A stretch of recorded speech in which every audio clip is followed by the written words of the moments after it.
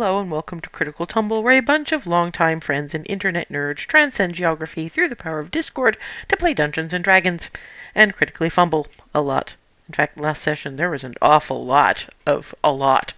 Thankfully, it wasn't for anything particularly important or, life-threatening or, might get anybody killed just in general. The Cupcake Coterie are currently in the Elvenwild after a few detours and pit stops elsewhere, because according to everybody's favorite Omen Griffin, somewhere in this general area is going to be the bomb is going to end up here at some point. You don't know what condition it's going to be in when it does. All you've really got is Alice is currently wearing the means to absorb the divine spark of almost every Azamar in the world. Don't know exactly how she's coming out of that one, because there's a lot of maybes and generalities here, because this hasn't been... There's not an instruction manual, put it that way. But given they don't know how to disarm it, and have no real way of dissipating the energy safely anyway, this is the best they've got. But they've still got to actually find this bunch of former Azamar, now Aranese, with their reality-destroying bomb of stupid. There was a brief detour to Hearthhome, to check on various things and also to have a chat with Arkin. That went as well as it could have, given how pissed off Barnabas in particular is at the man.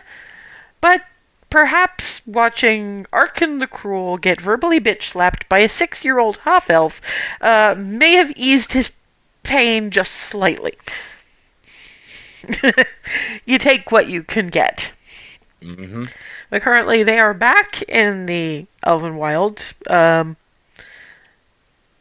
prepping to head sort of in a southeasterly-ish direction, according to the Marsh Witch. She's kind of attempting to translate the dances of bees for this, so it's either southeast or east-southeast. So if you head in that general direction, which unfortunately nobody really knows anything about, because all Rylan knows about going in that direction is don't. But it seems to be the where the glowy yick is, or something. But you were talking to a podling-shaped archface, so... But the first thing you were going to do was, because it was fairly late when you went to speak to the Marsh Witch, you were effectively going to settle in and get some rest because you didn't want to encounter anything underslept, underfed, and generally vibrating with, well, you just being you. Because most of you have that potential. I said most. I can think of two that mostly scream internally. All of the rest of you have varying degrees of... Which is why the calming tea comes out before y'all go to bed. Is there anything anyone wants to say, do, whatever, before bedtime? In preparation for...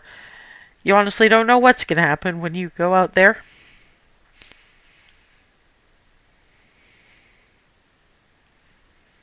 Probably, again, check all my equipment is in functioning order. Give me another perception check. I should actually log into the thing, shouldn't I? Let's see. Perception, you said? Yeah, but give me a minute because I still need to get No into worries. it.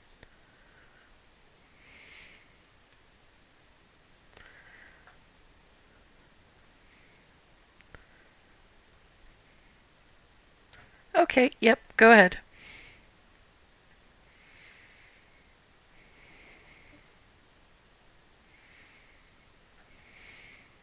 Okay, 14. Everything still looks fine. There's a couple of crystal bits that were put in for the lightning thing, which didn't work the last time you checked. That you're not sure if they're in or out of alignment, but they're a little bit loose in their sockets.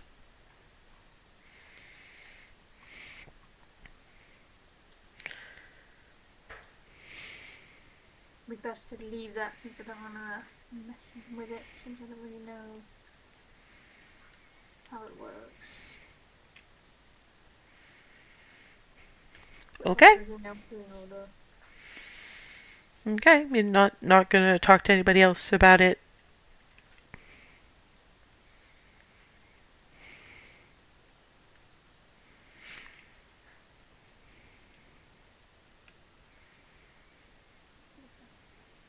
Wow.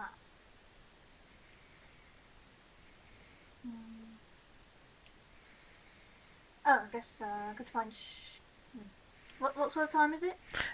Well, that checking over will probably have taken a while. I don't necessarily mean right now, but you guys are getting together over breakfast, and you know at least a couple of people who are well versed in Arcana. Sure. Yeah, I'll make a note to Okay. deal with that in the morning. Okay. Cool. Anybody else?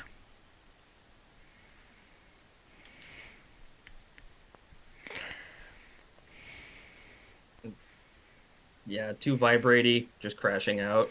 Fair enough. Yeah, it's just I give opportunities to talk to patrons, deities, whatever's, just in case. But since that is a no, particularly given at least a couple of you don't have anything quite like that.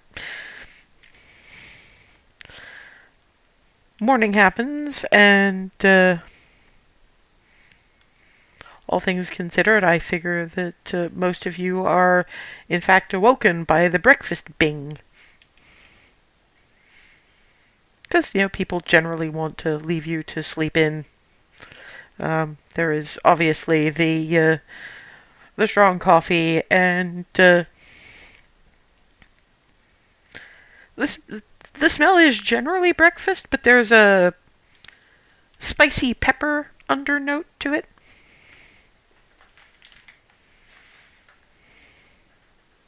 Stop causing Hazel to free drip saliva. What Cherie is effectively making is breakfast quesadillas. So you basically have eggs, sausage, and mushrooms in some, just mushrooms in others, with some various spicy, all folded up in a tortilla and cut into wedges. And there's a variety of salsas on offer for dipping. Also, something green that I think only a couple of you could identify as guacamole, and sour cream and chives.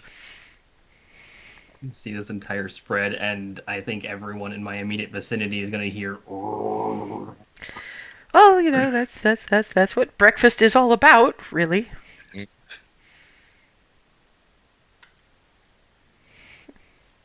Ethan seems to be having issues. Yeah. Farm girl cleric is going to attempt to inhale. Yeah, farm girl cleric is getting a good sized plate stacked high with particularly spicy smelling chunks of breakfast quesadilla. I should get my dice. Hoover mode engaged.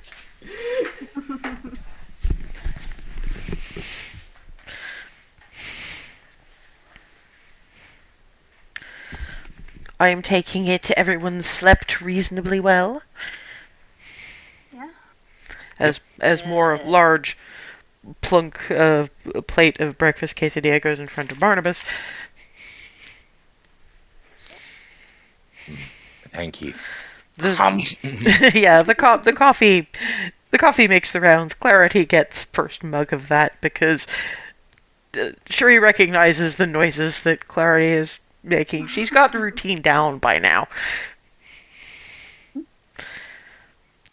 Yeah, I'm just gonna pretend that's Jagaimo, because every time there's been the opportunity, Clarity has been snugging Jagaimo. No. He's a potato. Yes, but not the kind one peels and eats. I think he would take very much offense to that. Probably.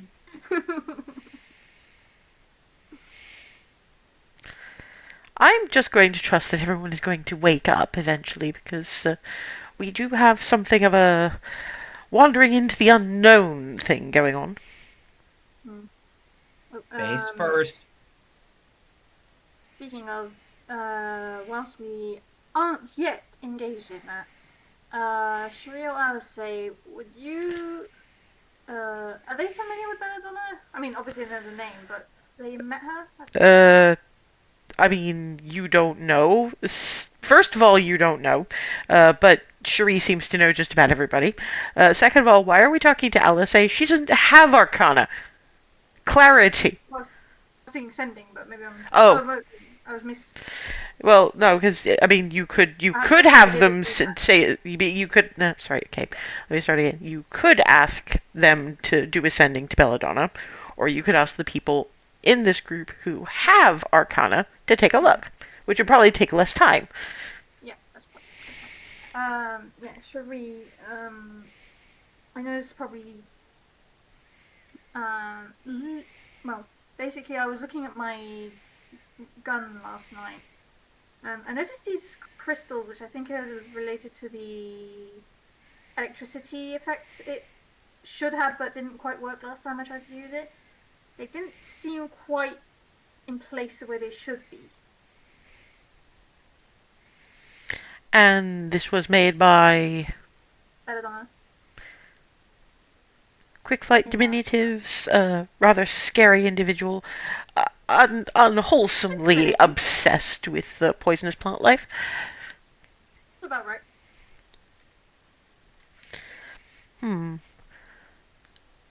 Things loose in sockets doesn't sound particularly like her. Was this a rush job? I think it was a little, yeah, something correctly. And of course, she doesn't normally go with lightning for her projectile armaments. Normally, it's either poison or fire. She has these projectiles that apparently, once they hit and embed in their target, they're sort of grooved in such a way that they burst and make the hole a great deal bigger. Oh. As I understand it, Belarus had to rewrite about 5 different codes of conduct for military engagement, saying what she just did, don't. Yes, Belladonna has violated, or at least been responsible for them needing the equivalent of the Geneva Convention. So she's the one who is responsible for it's not a war crime the first time.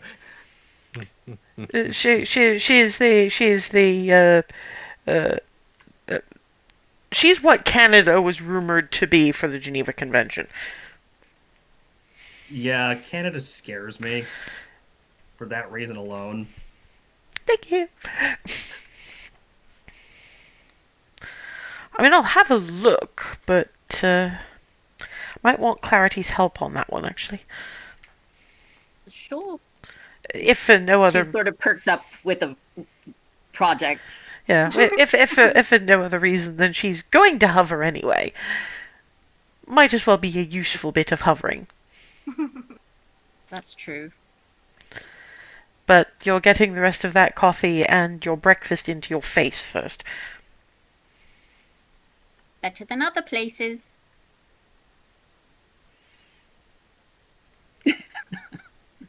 Don't ask. No, I don't need to. I'm considering the various bits of paperwork I've had to handle when people disregarded that kind of advice.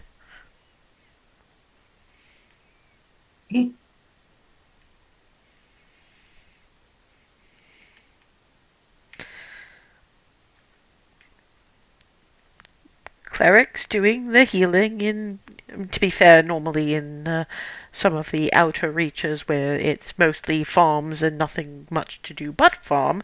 But we do have clerics that help with that kind of thing, and there are some situations that require hazard pay, or have them demanding hazard pay. I tend to think they deserve it in some of those situations.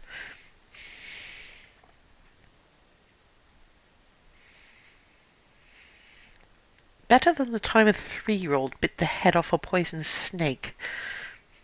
3-year-old what? A 3-year-old dragonborn? No, human. But the dentist, how? How? Apparently had about enough dentition to get the job done. What? They stuff most anything in their mouth. No, I grew up on a farm and it didn't get that stupid. Yes, but that's because there aren't any particularly venomous snakes in your area. I mean, sure, but that didn't stop things like the frogs from being really poisonous. Alice and Cherie are sort of looking at Hazel like,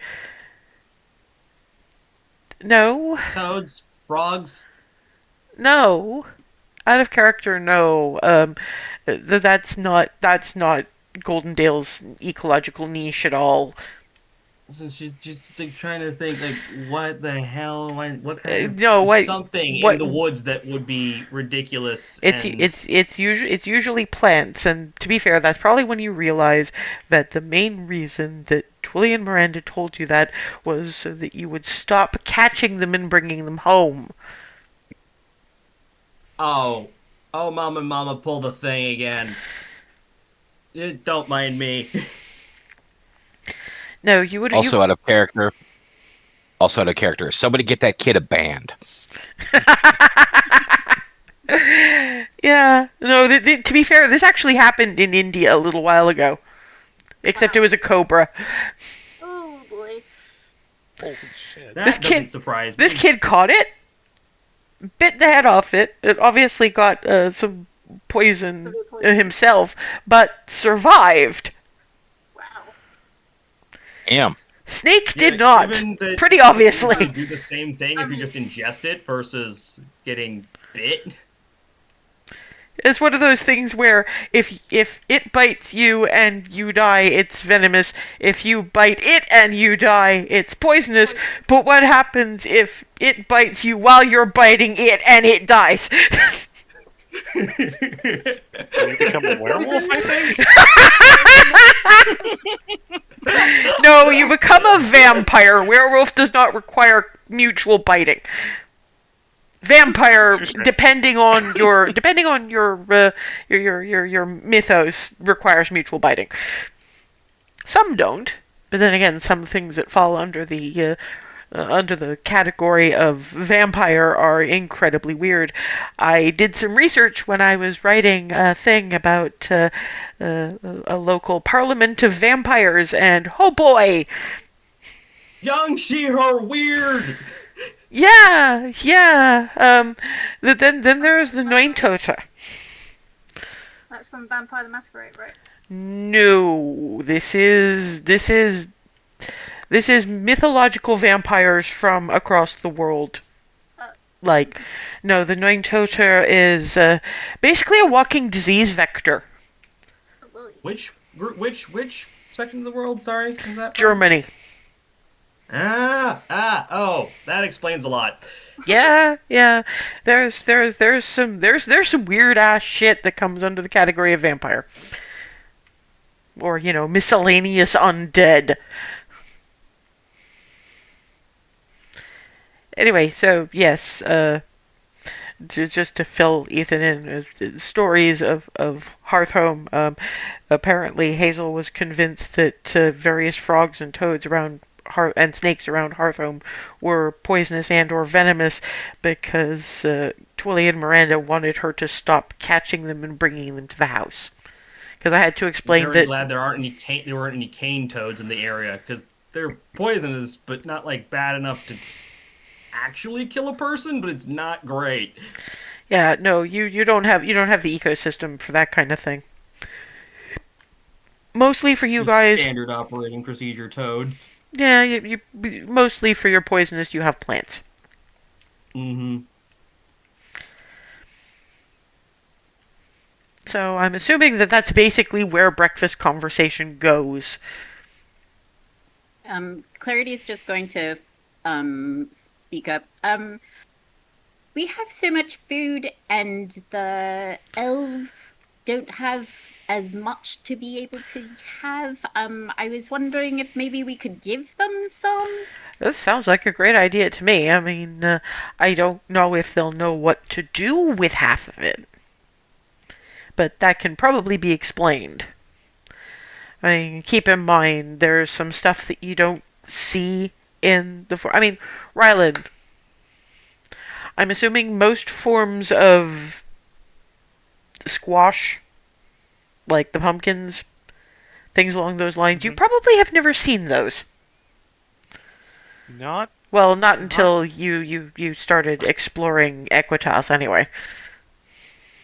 not until I left here. No.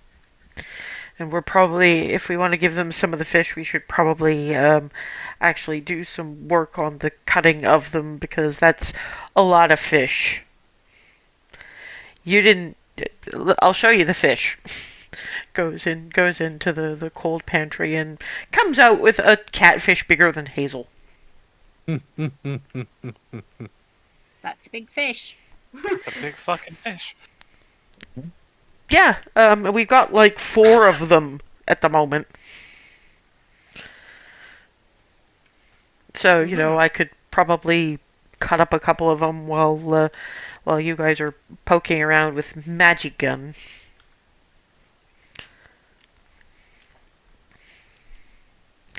I will see about compiling some form of cookery book to at least give them a vague idea of what to do with, because we have so many pumpkins.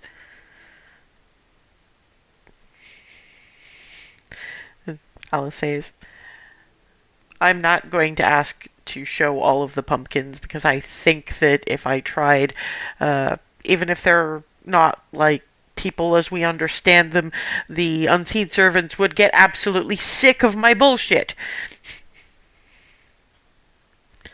But yeah, pumpkins, bushels upon bushels of pumpkins. But they do also have some forage in that spot around the pond. So every little helps is basically what I'm saying. So yep, onward. I really agree with that. Onward. Barnabas, if you want to give me a hand with I'll tell you what to do, because I don't imagine you've ever butchered a fish this size, but I need tall and brawny. Can do that. Sorry, you're only one of the 2, hon. Kiss on the forehead. Yes, I know. And sorry, you standing on a chair for this would be undignified. You are very mindful of your dignity about 95% of the time. I'm cool with that. Yes, thank you. I maybe make sure that the gun squad over there don't blow themselves up. I'll keep an eye on them. And the rest of you, if you want to... yeah, no, Darvin, that's why I'm asking you to help Rylan and Hazel with the less fish-oriented portion of our proceedings. Yeah, I'm pretty sure that if you go into the root cellar thinking that you want to see all of the produce that we have, you'll be able to do that without pissing the servants off. So if you go ahead and do that, No, it's because we're not asking them to do anything. We're asking the estate to do something, and the estate doesn't seem to mind. I think the estate likes to show off. Maybe that's because it's getting all its ideas about things from me. Moving swiftly on. So yeah, we'll quickly start with Darvin, Hazel, and Rylan. Hazel has the most idea of what is going to be encountered when they get down there. Darvin and Rylan has a vague idea. Darvin wasn't there for any of this. He saw some of the stuff in the sitting room when he first came in, when they came back from Hearthhome, but this is a cellar about half again the size of Hearthhome if you knocked down all the walls and made it one big hill. And it's entirely full. You can imagine it would just get bigger if it needed to. But bushels and baskets and jars of things, and it just keeps going.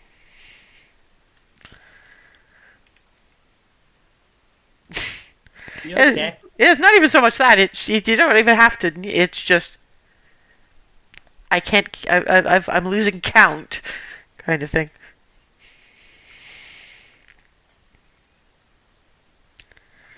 You all right?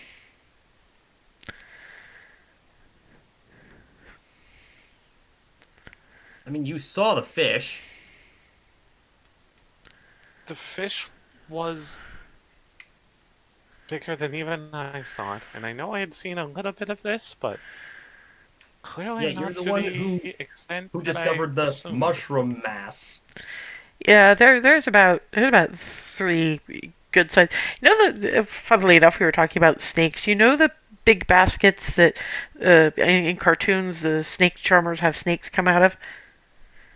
There's about 5 of those, and they appear to be full of different kinds of mushrooms that you could just that you can see right up front. And Rylan, about half of those are your fault. I'm sure of that. Yeah, You just kept picking them, and you still didn't manage to get anywhere near all of them. in all Not fairness, from not lack of effort. not even those 5 baskets or all of them. And the Hazel thinking about the sheep, thinking how fast mushrooms grow. Probably Rylan turned their back and punk more mushrooms. Huh, you know what? If I'm doing the... Okay. Yeah, I know this is gonna sound a little nuts for me, but if I'm doing the math right... every time you turned around, there would have been more. Like, literally, you turned around and more of them would have been cropping up behind you. And not necessarily just mushrooms either in the whole stalking cap thing, but also the ones that are like ridges and... Okay, hang on. And I'm just gonna like halfway bury myself in one of these baskets and I'm trying to find a very specific one. To be fair, they are all divided by type. So I'm just looking. That one! And I'm just pulling out one that's like almost a cliffside by itself. To be fair, to make more space, they would have to make them fit in baskets better. They would have broken them up into pieces. Yeah, I'm just pulling out a chunk. Yeah. Yeah, the chunks are still only about dinner plate size. This thing times 7. To be fair, Rylan did not pick those. Rylan does not know enough about the mushrooms that are that kind of mushroom. Rylan knows ground mushrooms.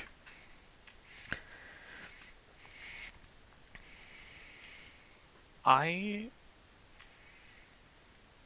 take it that they're all still good, even if my knowledge base is not as in depth as the baskets I brought would imply. The one you picked up is a little smoky, a little peppery. Prepared right can actually be used as if dried and prepared right, can actually be used as fire starting material. And you tend to like it raw. Because, again, peppery. That one can be kindling, but, like, look, if you dry it, you can, yeah, real good fire starter, but you can also just do this. I just bit into one of them. Yeah, and they're tastier than you remember.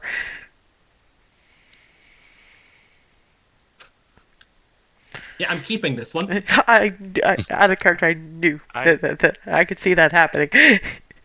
Yeah. So they're gonna come back up with bushels and baskets, and Hazel's gonna be munching on this dinner plate-sized chunk of mushroom, despite having eaten a big pile of breakfast. Nope, I'm keeping this. So yeah, I'm assuming at some point they're like less talking, more, and then the thought occurs: okay, maybe we need the big burly ones. Because, let's face it, apart from Hazel, didn't both of you use strength as your dump stat? No, I don't think. Look, if we need to make multiple trips with smaller baskets, we can do that. This is mine. No, strength is definitely your dump stat. It's at 0 when everything else has things. It is my lowest, but I have a athletics proficiency, which is probably what I'm thinking of. Yeah. When I say it's your dump stat, it's when you rolled out your attribute numbers. The dump stat is where you put the lowest number of the 6. So yeah, if your strength is 0 and everything else has numbers in it, strength is your dump stat. But yeah, apart from Hazel, you guys aren't going to be able to lift very much of these. So it's like, we had the best of intentions and we can divide this up okay, but we need the strong ones now.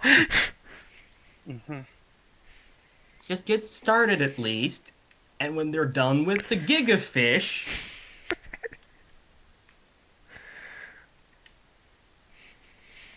we'll hijack a few of them. On that subject, you've got Cherie, Clarity, and Ava. You probably want to be in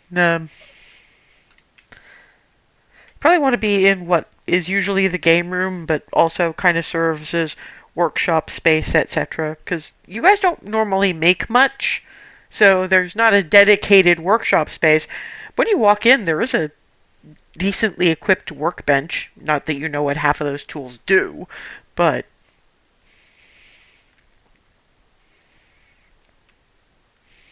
that's new. Right, let's have a look at this thing. I will have both Clarity and Cherie roll Arcana, I think. Okay.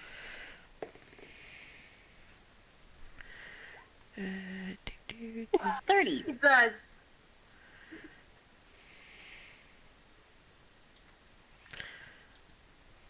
Yeah.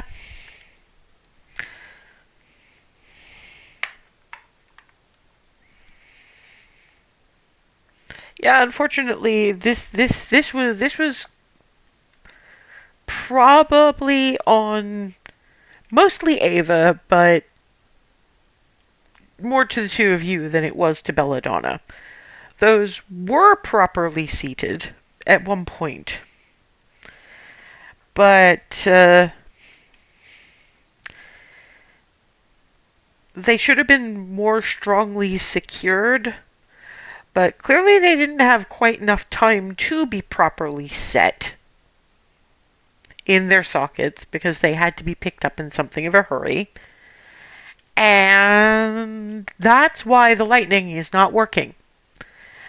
That's what both Cherie and Clarity see. Clarity is well aware of the fact that if you bunch of chucklefucks try to fit that back in, even with a well-appointed workbench, the whole thing is going to blow up.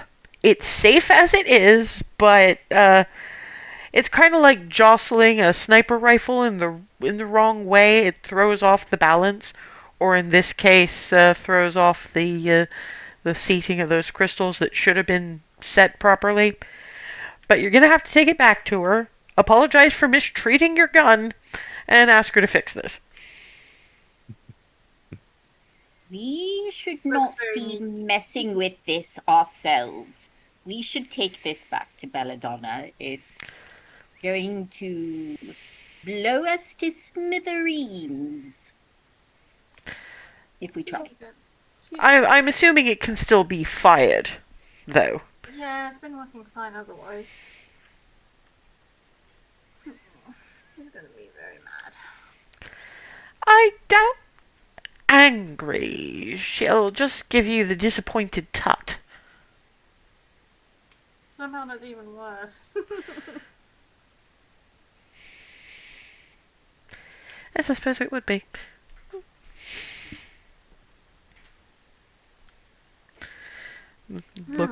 Looks over at Remy. See, we aren't going to blow anything up.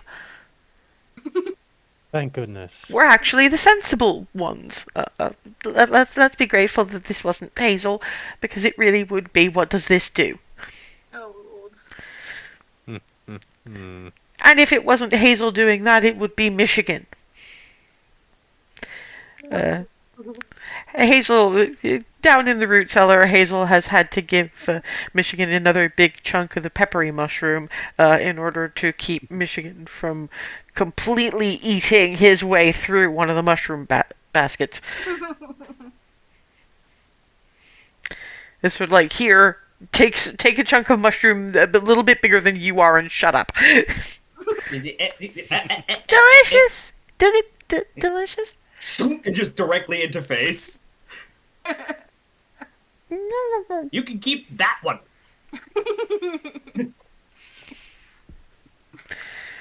I'm also imagining Big that delicious. anime sneeze when people are talking about you. Right. Big delicious.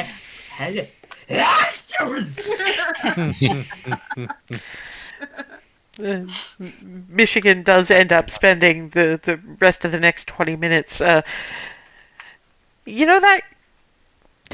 Basically, it's very much a playing with your food thing. He's trying to get his little birdie front paws into the bit of mushroom, but that didn't work. So it's trying to stalk it to land on top of it so he can peck it properly.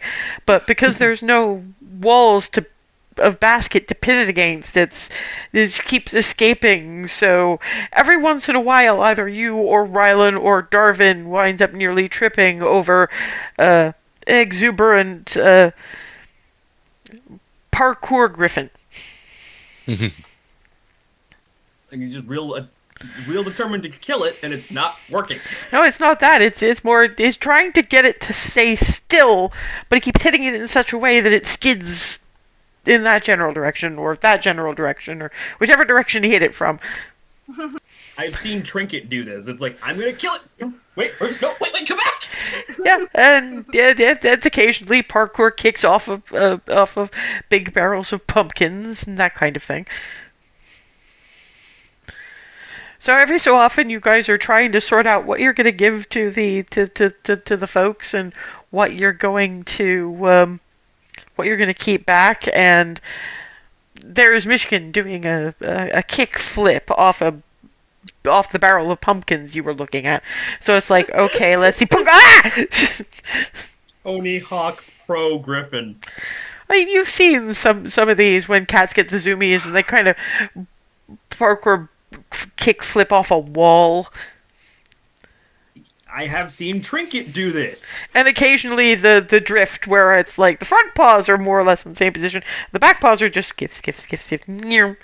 Especially on any wooden floors. Trinket. Yeah. And these are more stone, but it's not particularly rough stone, so Michigan has a little bit of the skids. Linoleum ass floor. More like those granite floor tops that they've kind of polished down a little, but not too much. So there's still purchase for shoe treads, but not so much that it really gives Michigan a claw hold anywhere. Well, since that didn't take overly long, Remy can probably go and see how this bunch is doing with the vegetables, because they do need brawny. And as you go down there, I would very much like you to make me a dex save, please. I'm pretty sure you don't have your shield down there either. Although having Michigan bounce off your shield would be hilarious. No need. Possibly it's because you're short, but it's like I was just coming to what, and you see Michigan coming, so duck and whee. Griffin kind of overhead, apparently trying to pounce on. Is that a mushroom or a piece of mushroom? It's the size of a dinner plate anyway, and Michigan hits it wrong, and it goes skidding across the floor and. Zoom. Oh dear. He's been at that for a while now. They're tasty. In fact, gonna walk over and just basically all but shove one into Remy's face. Another chunk that's almost dinner plate sized. I believe you. Well, you currently have a facial mushroom. I have no control over this. I do have control over the fact that Michigan has finally stalked his prey. And is now pecking it to death very happily. But yeah, no, Remy unfortunately has a bit of shelf mushroom about that far from her nose. Zero. Okay, I'm sorry, because this is Hazel and Hazel is Hazel. This is going to be a contested athletics check. Fuck it. You're 1T. This is going into your mouth. Well, no, because it's the size of a dinner plate. It is smushing Remy's nose. Okay, Hazel. Take it. Okay. Okay, so Remy takes the thing and is clearly not going to. Hazel's clearly not going to stop giving her that look until she bites the mushroom. She will bite the mushroom. It is a very good peppery sort of mushroom. Mm-hmm. See, you can just eat some of them. Yeah. It's not going to kill you. I was assuming that. Good. Now, the buckets are this way. Okay. Thankfully, you are relieved from your dinner plate-sized mushroom bit by Michigan, who has appropriately slain his own bit. And next thing you know, you just get all of a sudden it's a whole lot heavier and clinging to it. Delicious. And since cats land on their feet, whoomp. Peck, peck, peck, peck, peck, peck, peck. It came pre-stocked. It's great. So, yeah, because two of you are basically have arms like pool noodles, well, I'm talking more about Darwin and Rylan, because are you guys coming to watch the barrel hauling? Because you can. I'll kind of peek my head around. And this one I'm going to roll the hand of fate, because I want to see if... No, unfortunately, Clarity missed Remy getting a bit of mushroom smooshed into her face. Does see Michigan pecking the last bit of... given angles and everything, it's firstly, is he eating a plate? No, that appears to be a mushroom. Right? There's mushrooms. There's a big mushrooms. Yep. These are the ones that are either really good kindling or just good eating right off of the tree. Kindling? Yeah, if you dry them out right. Why it just use wood? Because you usually don't default directly to the wood itself. You gotta get something to start the fire, because sometimes the wood's a little soggy. Out of character also for Hazel, yeah, sometimes if you don't have good dry kindling, you sprinkle this stuff on the kindling, and it burns hot enough to dry out the kindling and make it catch. And plus, heck, this makes good kindling for kindling. So, like, let's say you have a whole bunch of normal kindling, and it's also gotten soggy. This stuff, when dried out at all, catches instantly. So you use that to dry out the base kindling, and then that probably catches somewhere in the process, and you just throw that into the fire pit and watch the whole thing come up. And steam a lot. You'd be surprised how much water will come out of wood that's just been out there. I believe you. Just seems like a waste of delicious. Everything's got like 4 or 5 uses. Let's see. Pretty sure those can either be a seasoning or just a direct meal. Some of them can be That treated. one- Some of them can be treated to make leather. Can turn that one into leather. That one too. Wait, there's 3 of them. All 3 varieties. Holy shit! This is an entire bucket of them. There is some excitement going on here with mushrooms that I'm not quite understanding, but I'm glad that you're excited.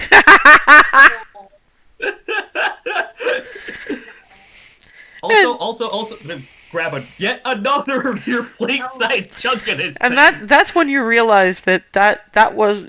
She said it was a mushroom. No, that is a piece of a larger mushroom. It has to be. Oh. That's Here. large.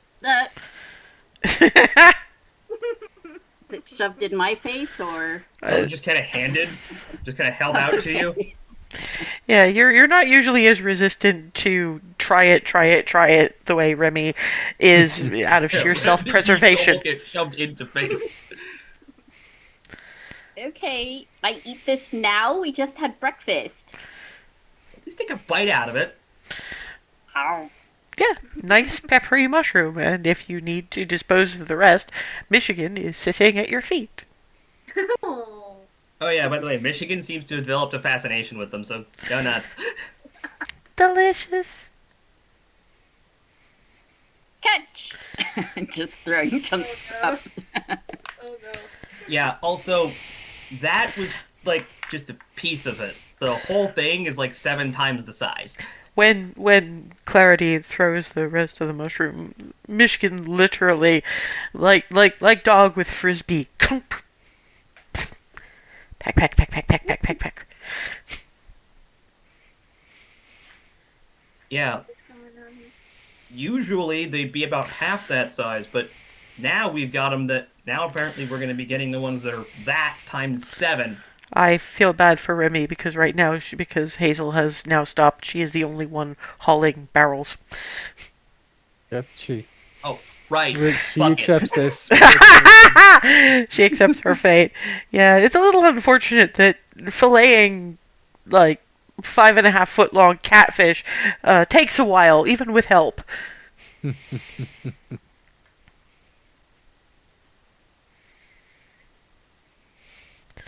And yeah, bones and everything all go into pot because fish stock. So heads, bones, innards, once they've been appropriately cleaned out, and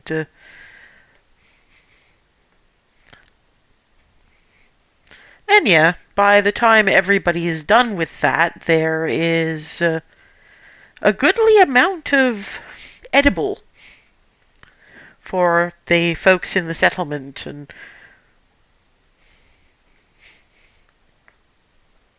I mean, Rylan, this is great for your people, but don't know what they're gonna make of that. That's like a lot of food. And hopefully Cherie was serious about that cookbook thing, because, again, some of this stuff you've never even seen before, much less how to cook it.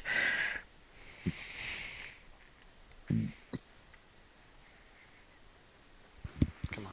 Oh, there you go. Sheree? Are Done. you serious about... She's holding up a serious sheaf of. She's holding up a sheaf of paper. Done.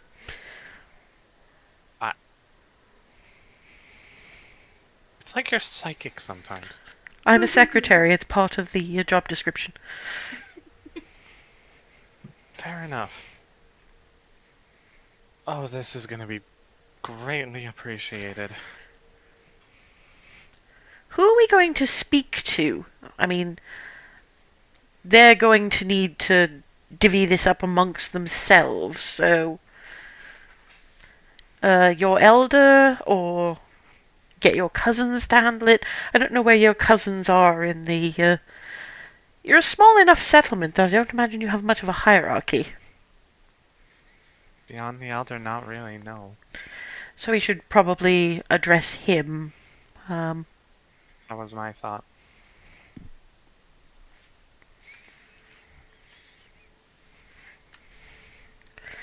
So yeah, I'm assuming Rylan is going to head out to fetch the elder, and we're nowhere near break time yet, but I desperately need to take some meds, so I'm going to call break a little early, so we'll be back in a little bit to handle the rest of this. And we're back. Sort of waiting at the front door of the surreal estate, just letting Rylan out to call the elder in about offerings of food, and how Rylan handles that is up to them, because honestly, Rylan deserves this one.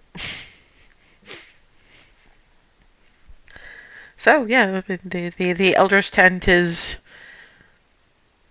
It's held up pretty well, all things considered. It's currently being shared, though, because the infirmary tent, A, was a little bit damaged, and B, kind of filling up. So they needed more space, and beyond the elder's tent is actually the larger dwelling in the whole spot, so that's where the overflow ended up, and the elder's helping as best he can, so looks up, am I required for something?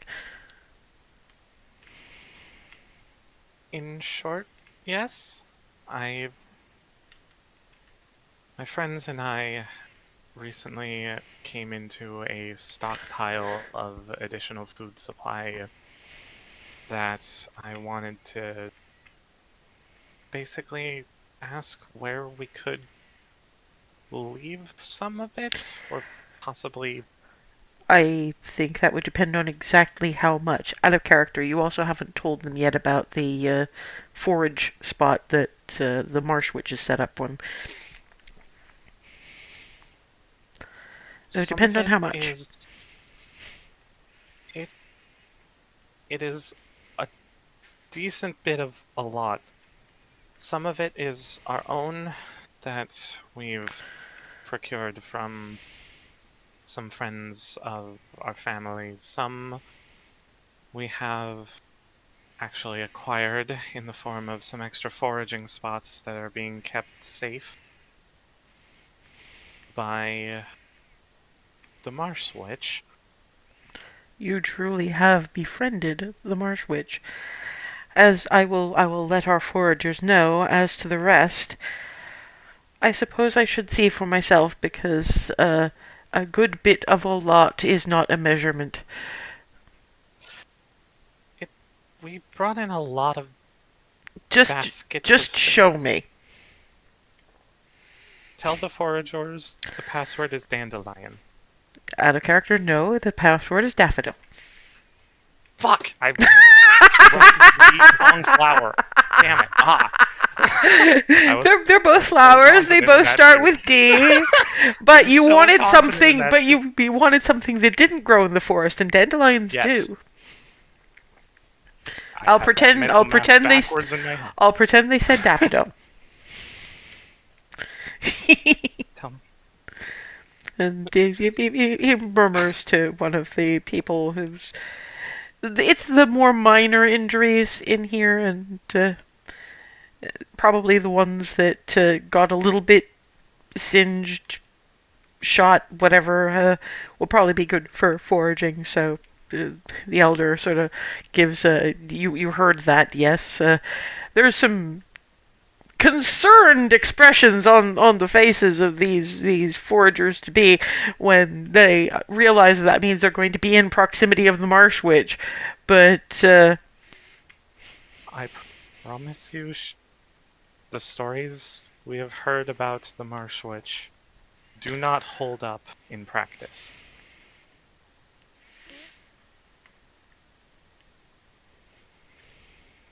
As long as you're... The marsh witch has promised to help us in recovery.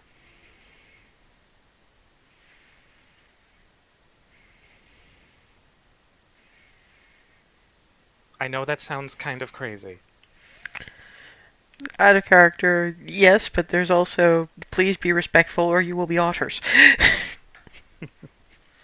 All that I would suggest is stay respectful of her and of what we have been granted from her. Yeah, they're one of them, youngish woman, is just... Not that I would be anything less than respectful to the marsh witch, but out of morbid curiosity, what would be the results of lack of respect? Because you know we have a few mouthy ones, your cousins among them. Do you want to know what it is like to be turned into an otter? Theoretically, yes, but I see what you mean.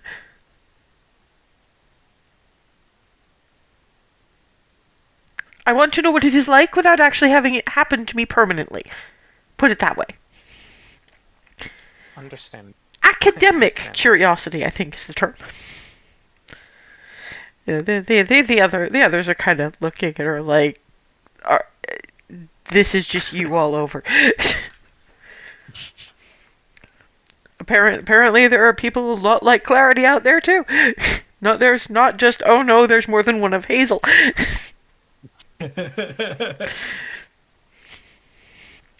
Right, let us see what quite a bit of a lot looks like. Yeah, I'm gonna... Yeah, and just gonna bring them out. looks at this... I don't even know what half of these are. There's a recipe list that Cherie has kindly been drafting up.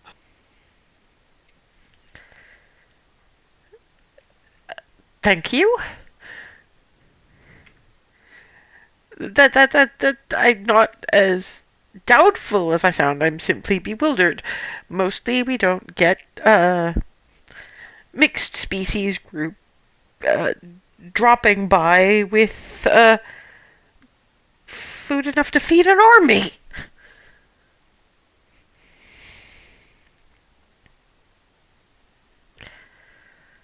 We have leftover breakfast squares, unbelievably. I've learned to cook enough to defeat appetites. It looks to the rest of you, what is a breakfast triangle? Shuri opens her mouth. No, you don't tell me, they tell me.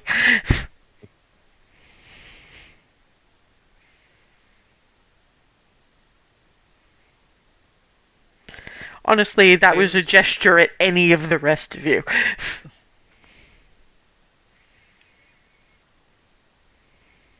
He's talking about the quesadillas. Yes. Mm-hmm. So it's flatbread, and then you put cheese and sausage and or mushrooms or vegetables or various meats. Pardon me. Define sausage. It's meat with lots of seasonings, and you put it in. Well, this is going to sound crude, but like a skin casing. It's good, I swear. It doesn't sound like it from that description, but that is. How do what you it is. fit chunks of meat into a skin? You ground it up, and not quite that violently. I'm just a big gesturer, and yeah, you put it in there, and sometimes there's like apples in it, and that's good. The expressions on this man's face demonstrate pretty much exactly what must have been going through Rylan's head when Rylan was being introduced to various of these concepts. Because this is I don't know what to make of this. What? And then you chop them up and you put them in quesadillas, and they are. Okay, what? I think it's maybe halfling. I'm not sure. But Shuri, it's gnomish actually. Hazel would have recognized it if it was a halfling. Yeah, and that did not sound like anything I knew about. Actually, hang on. Agriffian food, Agriffian names for anything is either halfling or gnomish. Occasionally dwarven, but that's mostly for iron smelting and similar terminologies. Yeah, I'm trying to figure out, do we have any instances of just a series of sausage links or a chicken sausage or something? You're in a place that if you ask the fridge for it, it appears. Like, hold on, and I'm just going to run and just request a few instances of sausage. And you get like in the cartoons, like a half dozen sausages linked together. And I'm going to bring that back over. Ground meat inside of a casing typically made out of intestine. it's good, I swear. That's not what we normally use animal gut for.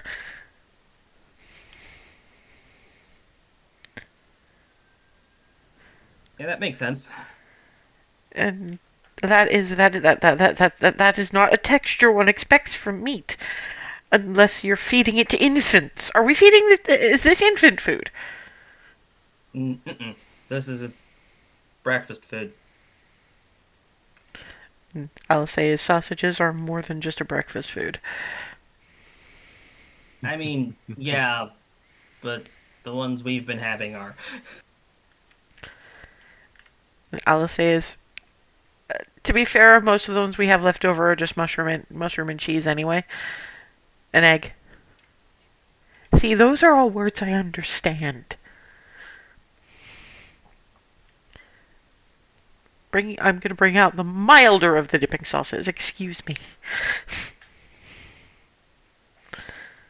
Yeah, I'm going to deal with putting the sausage that I retrieved for a demonstration away. Yeah, well, what you do is you put that back in the fridge, and if you open the fridge again out of curiosity, it's gone. Alice, this place is amazing. I knew that, but why now? Oh, just food storage things that I'm never gonna stop being in awe of. Oh, I Close. don't think that's a storage thing. I think that's a. You know, everything, food, people, furniture, is all made of stuff. Right? Well, probably what it did was it unconjured it so that it can reconjure it into different stuff later. That's Arcana stuff, and it makes my head hurt a little, but I get it. At a character, it's basically the Star Trek replicators. Yeah, it's textured protein molecules. It's all organic chemistry at the end of the day. And yeah, it feeds it just comes back with plate for the elder. Yeah, don't take that out with you because I don't know if that plate continues to be a plate when it leaves. What? Magic. It's arcana imitating stuff. How did that make more sense than the explanation about sausages? More contact with Arcana than, well, foodstuffs from other places? Alice says, I was going to say processed meat, but that's just me. It's true, when we get meat, it's normally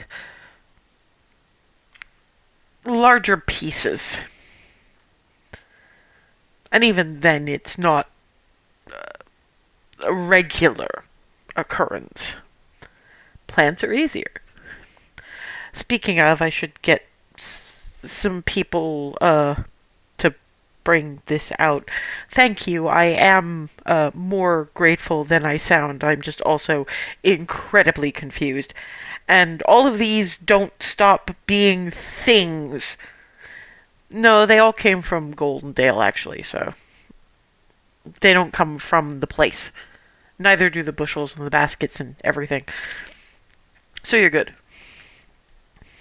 And the elder comes out and calls about 4 people. 2 of them are being Rylan's cousins, and they come in and just like, you live here? I mean, basically, yes. Isn't this a little much?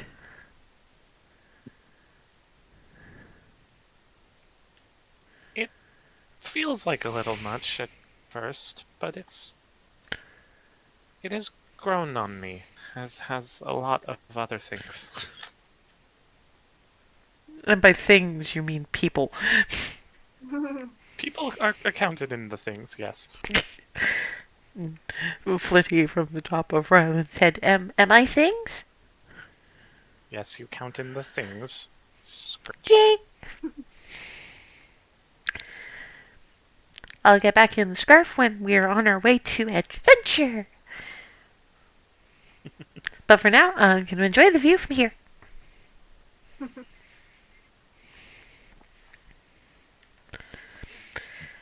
So, yeah, eventually the food goes. You are all very much thanked.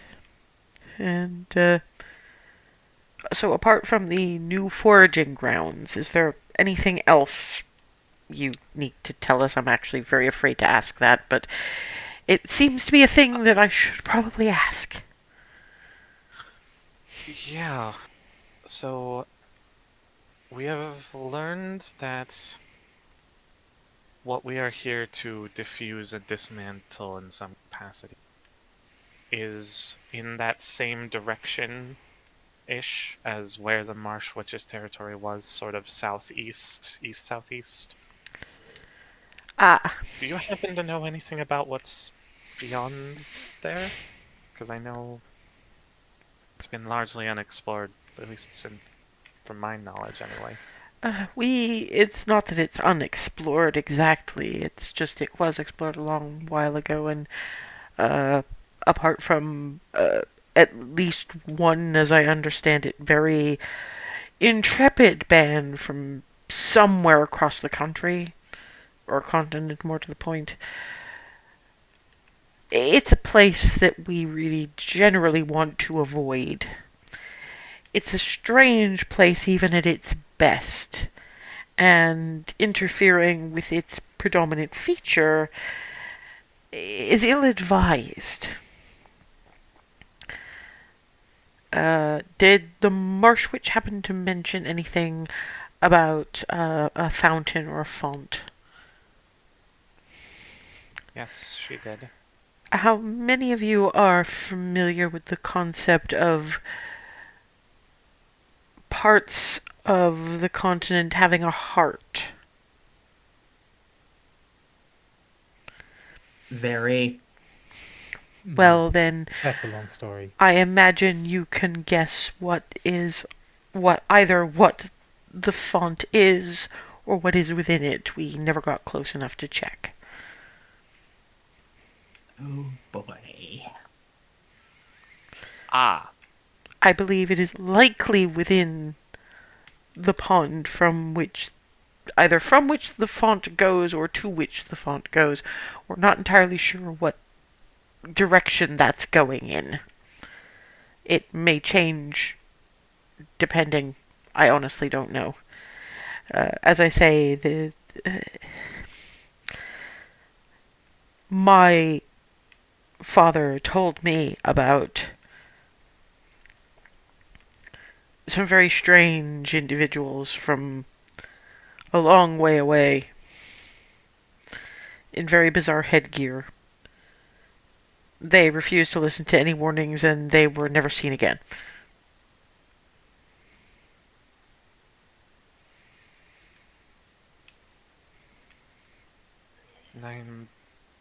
I know we will heed those kinds of things. Miss, why do you have that look? No reason. Give me a deception check. Ah,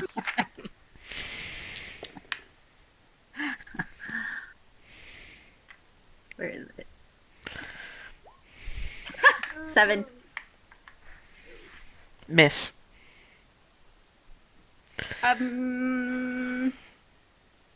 So we may know where they are, and we may have seen them. So they have been seen again. They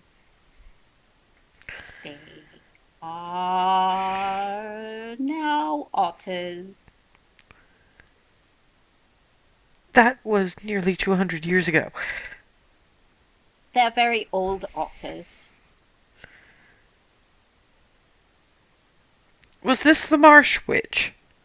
Or the font? Yep. Ah, This is why Archfey are terrifying. that is why we show Archfey respect. mm-hmm. Well, now I may simply amend the cautionary tale to do not go in that direction unless you want to be otters.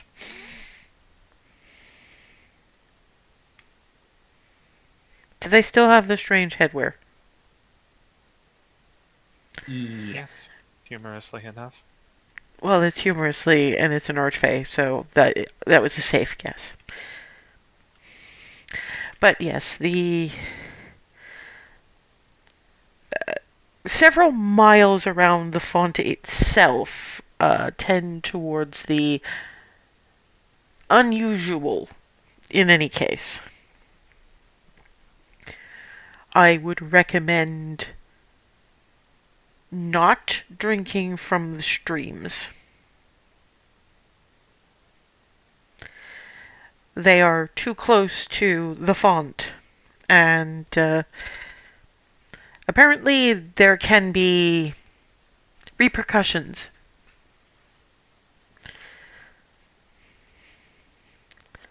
What they are depends on the day, the moon cycle, the person, the intent.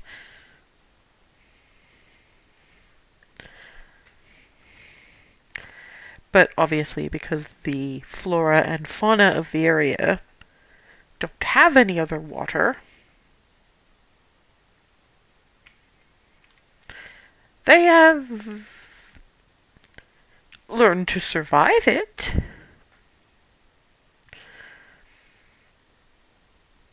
But all the plants and animals in that area are unusual.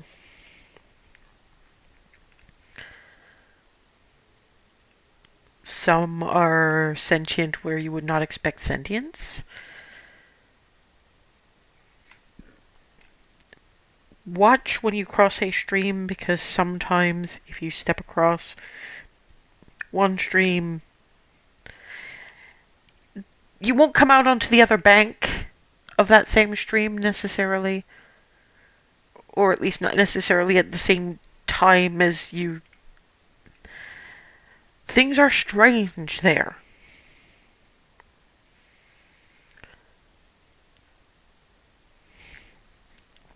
Be polite. Try to be calm.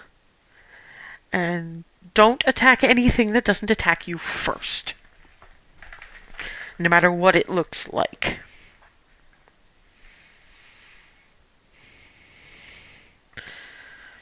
I don't know how much or how easy this will be to stick to, but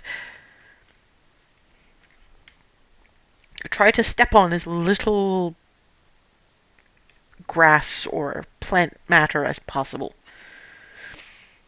I understand that some of the grassy areas in clearings behave a little like quicksand. Oh, okay. But that's only some of them. Sometimes it's unpredictable. When you're feeding from the font of all life in this area, things get a little, as you can tell, difficult to explain. I can't give proper cautionary tales just because of how unpredictable everything is.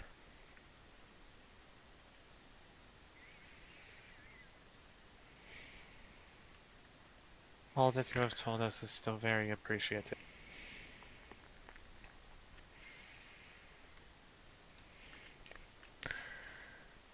Alice says, so there's animals, they might be sentient. How well do you think they'd respond to bribery? You want to give the animals treats. I have a dire moose. That's kind of my default. Michigan is delicious. Behold my point. Also that, yes. And Flitty is, I'm not that food motivated, but if it was a peace offering, I'd probably be okay with that.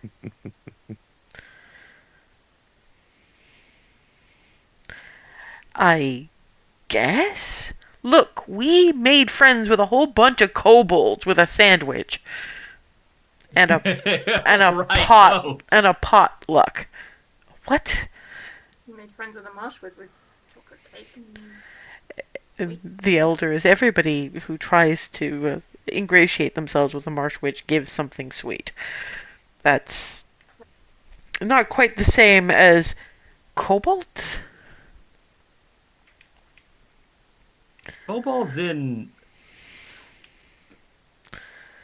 interesting headwear in the same way that the people who got turned into otters were wearing. Clarity's flipping through her book. Oh no! Showing up her drawings. It's Oh, the very badly drawn kobolds. I remember pointing at the parasol. What is this? It's parasol. You can use it to shade yourself from the sun, or for fashion. Yes, I was about to ask. Aren't kobolds generally underground? Mm-hmm. They were very fashionable kobolds.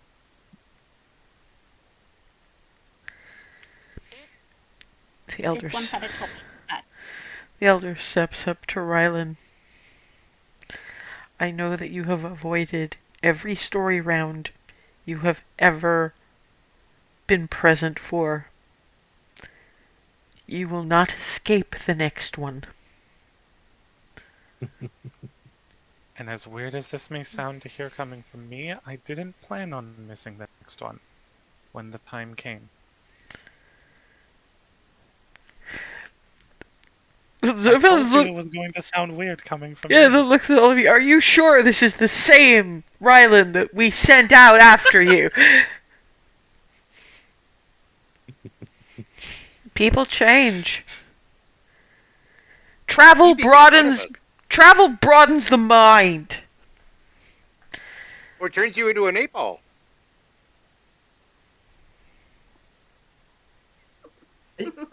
What? Darn it!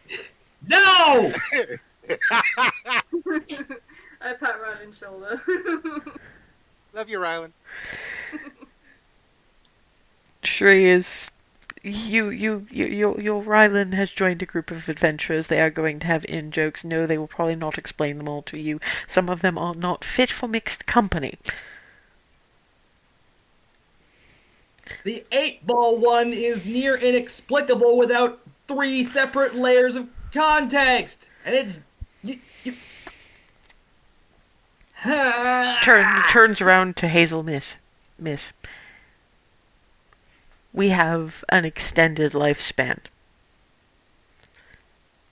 We can spare the time for 3 separate layers of explanation. Even if part of it does involve what is an 8-ball. That's exactly why I was Do we have one? They're essentially toys that supposedly tell the future. Alice reaches to an end table and remember, this place gives you what you want, more or less, so... Yeah, I just figure that pertains mostly to Alice. So every time we need something, just ask Alice if the place has it, and this happens. Originally, the 8-ball is the last ball you have to put into a pocket in a game called pool or billiards. But because it ends the game with a loss for you if you put the 8-ball in the pocket before all the rest of them go in, it's considered an ill omen.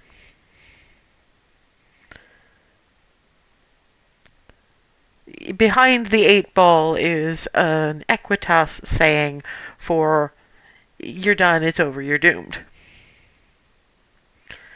So when someone decided they wanted to make a cheesy joke about divination wizards, they put non-committal, basically meaningless comments into an enlarged fake 8-ball, so that when you shake it, and it shows answer unclear, try again later.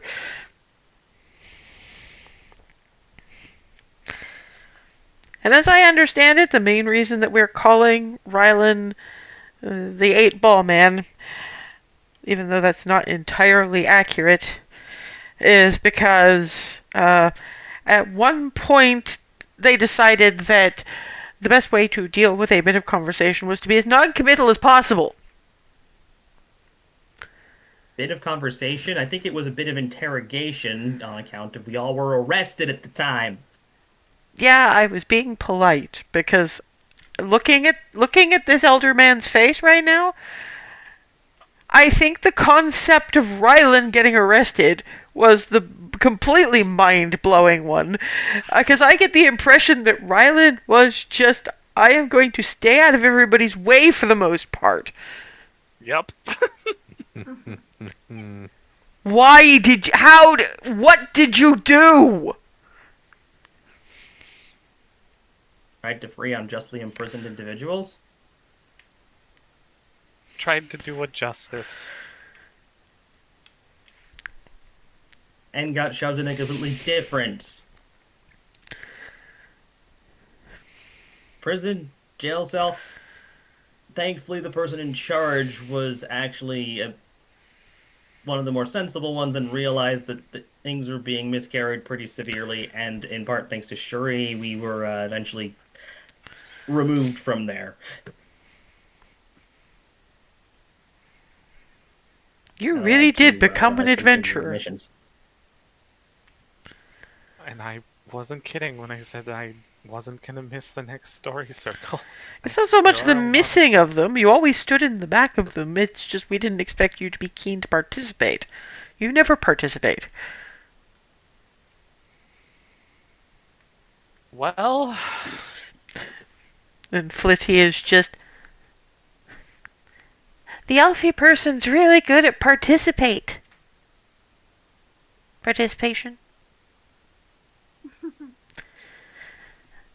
The elfie person's got stories.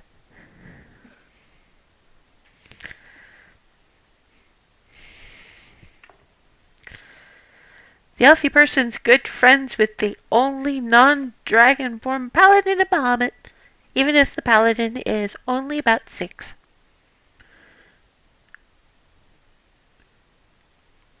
Oh, yeah. It's going to be a very, very long story round. And it's all going to be focused on you. Oh, I'm prepared for that.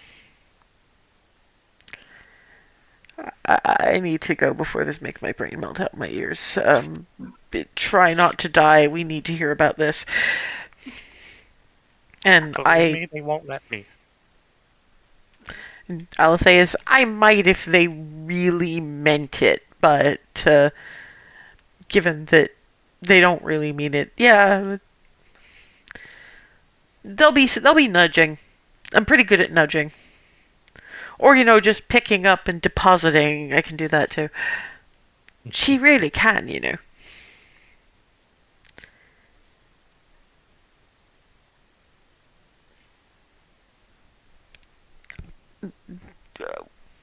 I didn't even realize we'd ever produced an adventurer. And if I was going to pick which one of them, of the youngers, would be an adventurer, you wouldn't even have made the top 20. But I'm glad you seem to be happier. Even if there's a whole end of the world thing going on around it.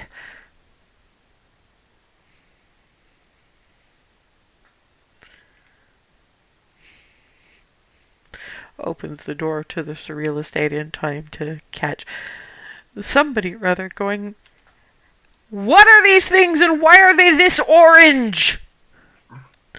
Oh no, Ooh, someone found the pumpkins! pumpkins. We can explain those! Alice says, "No, we can't. We have a world to save. The Elder can explain about the pumpkins from Cherie's notes." That too. I know you are very keen to educate people about the wonders of the humble pumpkin, but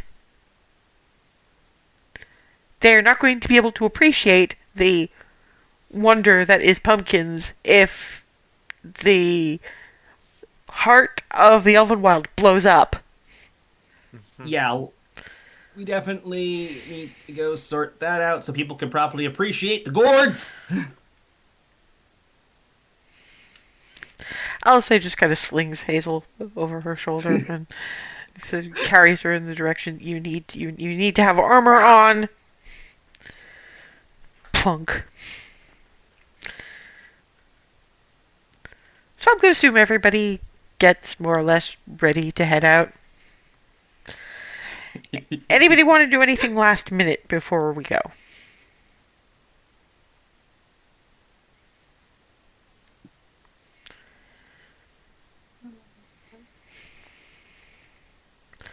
Believe it or not, as Darvin is in his room getting ready, before he steps out of the room, he offers a quick, There, not really a prayer. out of character, you would have been shown there is actually a prayer room, and there is like the prayer. It's just this is more of just a quick acknowledgement to Bahamut, just like, well, wish us luck.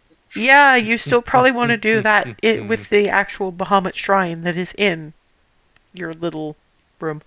Okay. Just saying, it's a respect thing. Fair. And besides, Alice dreamed it up specifically for you. Oh, okay, fair. He would have, in that case, just swing through real quick, just like, well, everybody's waiting for me, so I gotta make this quick. But you wish us luck.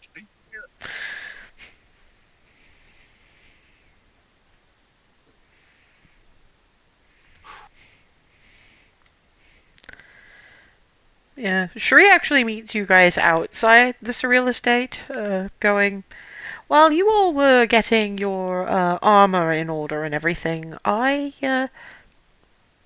know we might have the surreal estate, but just in case ambient magic makes it a problem, I wasn't sure about your water situation, so I got a couple of water bags. Thank you, dear.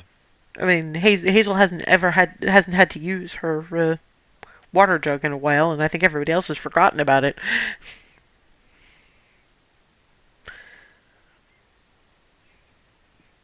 But then again, if she's worried about the ambient magic of interfering with the surreal estate might interfere with that too. You don't know. It's always good. Hazel, you still have that jug you had before? Yep. Just haven't had to use it. Yeah, but same thing though. You know, Yeah, if it's magical we're as well. concerned with the magic on that, on for surreal estate, then yeah, we'd probably be concerned about that as well. So either way, good precaution. Yeah, well, hands one skin to Barnabas and the other one to Alice, because just in case the bag of holding is a problem. I really hope that does. Adia. I've got, I'll say, is I've got sufficient food supplies in my other haversack, so we're probably okay on that front. I mean, it might be a useless precaution, but Be safe and sorry. if things are time and space wonky in there, it's really better that we Yeah.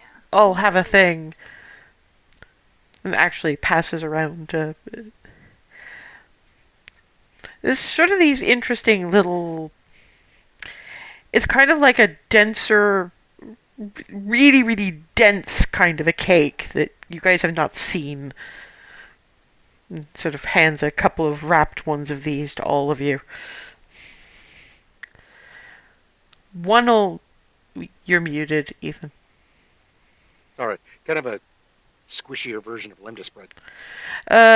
Yeah. I think Smeagol is actually the only one who's actually had it. You remember that? Remember that stuff that was mostly like.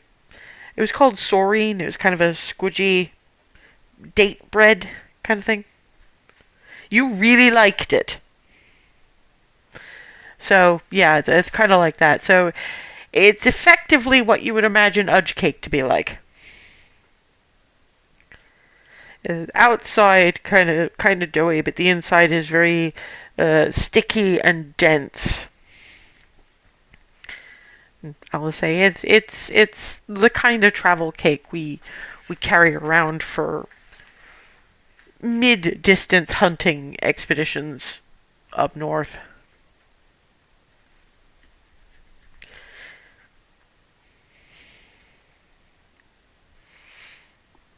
And off we go.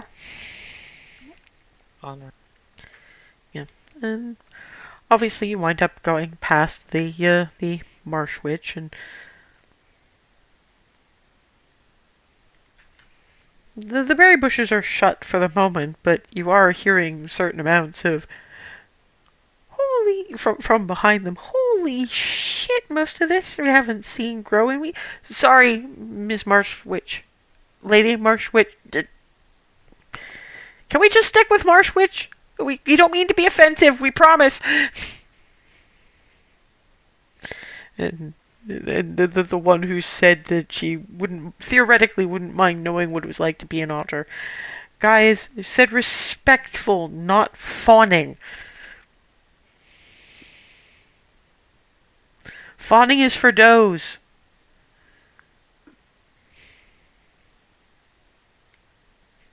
At least one of you got it. I got it. Which was more good. Yeah, that one. Okay, that one sounds like a warlock in the making. Either way, you pass that, and there's another couple of miles of mostly just forest. What's everybody's passive perception? 17. Yeah, you're 13. you're the one who always notices the stuff. 17. I seem to 12. recall. Yeah, it was going to be 11 or 12. I think it's 13. Yes, because that could mean 13 or it could mean 4. You have to speak the numbers. I think it's Remy who's 11. Yes. I remember some of you. Awesome. Yeah, those of you who are on the 15 or higher notice it first, and Rylan in particular, because, well, this is Rylan's forest.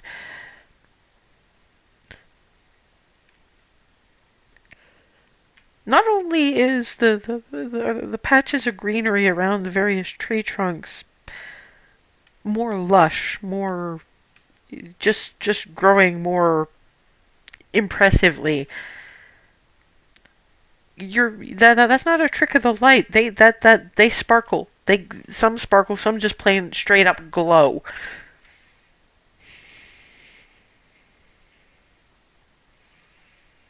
Well, that's as good an indicator as any that we're heading in the right direction. And yeah, once they point it out, you can see, clump of wood sorrel just kind of sparkling like somebody hit it with a glitter bomb. Mm. And it does start getting lighter because some of the trees are, mostly the evergreens, obviously, because they're the ones that still have the leaves, are doing the same. And then it gets brighter still because it's the middle of winter, well, coming towards, cresting down towards the end of winter, but still, no matter how close to spring you are, there should not be deciduous trees in full green leaf. But there are.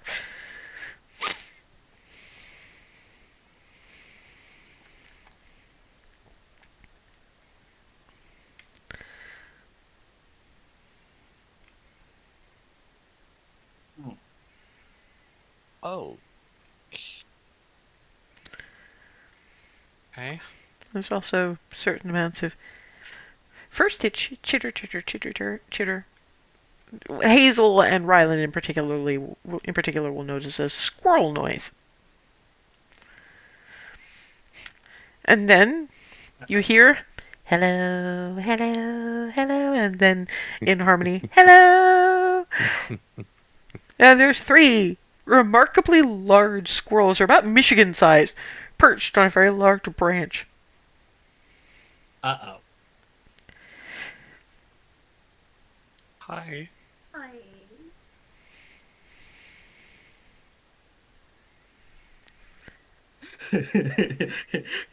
Squirrel-related flashbacks.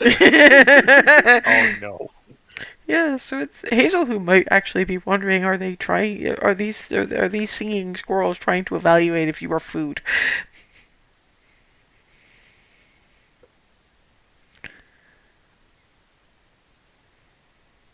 Please tell me we have offerings of some sort of bribery immediately, because this is going to be required in very short order. Please back away. Hazel, Back away, back away, back away, back away, back away. Hazel, you and Clarity both have various different varieties of nuts.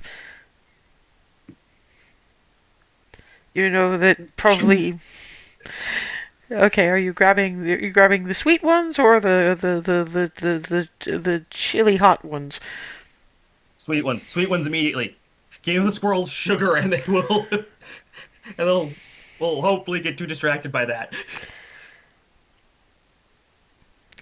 Just scrabble down the tree, look at these things. Give me an insight check.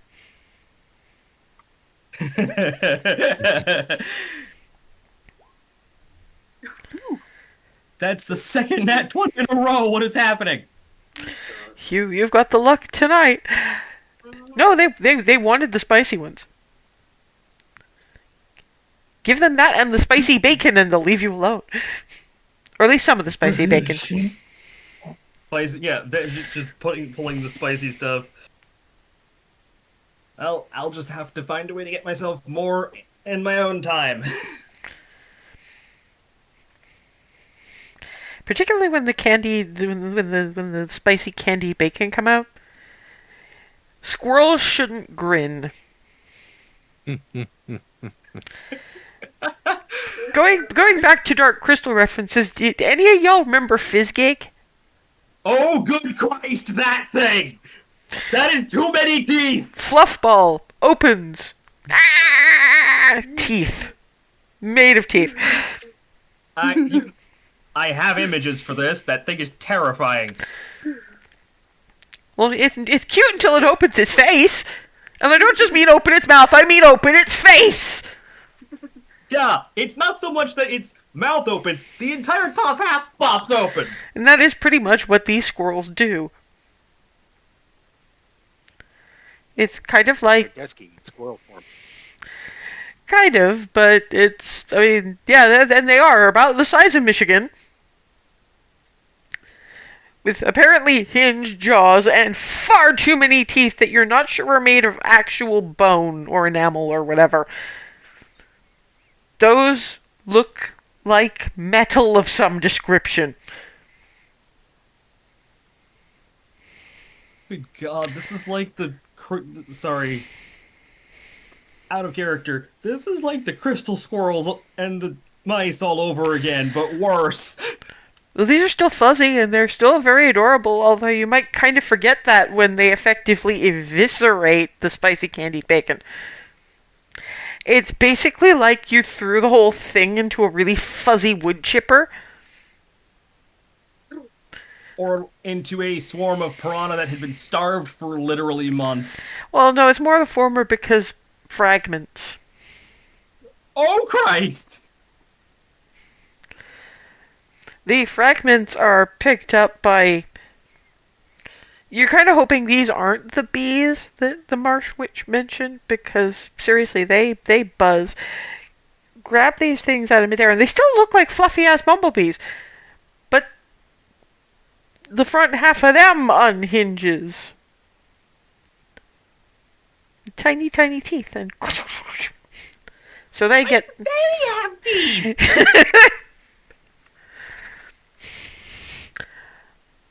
All Palor's critters got teeth? I don't know.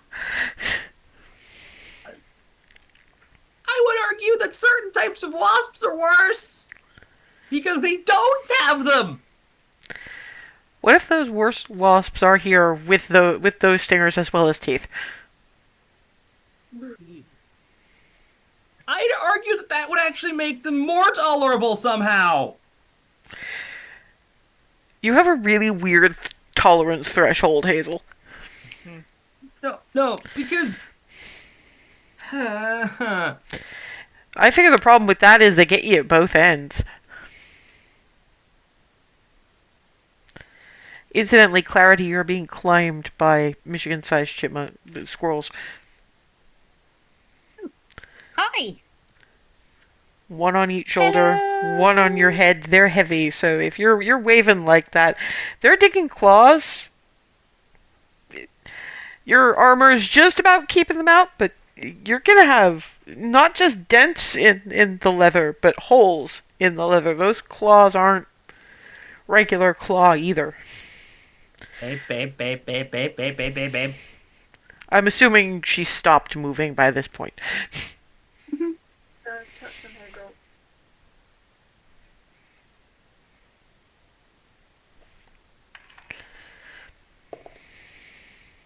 Yeah, spicy nuts and whatever offerings. From Clarity's head and shoulders, they leap to Hazel's. And there's a commotion in and around the head area. The hair that is not tied back by the big green bow has now been tied into Pippi Longstocking braids. What is happening? And the end's held together by some kind of vine, you're not really sure. They've braided your hair. And then they clamber down, batting Michigan a few times along there. Hey! And are gone. And quietly as they pass, goodbye. And Harmony again, goodbye. Bye. That was terrifying. That was bizarre. This whole, No, you don't get it. You haven't had to fight off an entire horde of squirrels at once. And that's the normal one. Is it good that those scare me more than dragons? I think we need to just keep... They're cute. They're delicious little shit. this whole thing reminds me of a story from when I was a kid, and I just wonder how many looking glasses we've stepped through. All of them, is Alice's comment about the whole thing. Hazel, might want to watch what you say. We don't know how we might react. I think we handled that relatively well. Yeah. Apparently all they wanted was abject terror and confusion from her, which she gave to them in abundance. Though the elder did say to stay calm, so That's relatively calm for Hazel. She gave offerings and stood still. And only meeped a bit. just a reminder. Yeah, so as long as she sticks with meeping.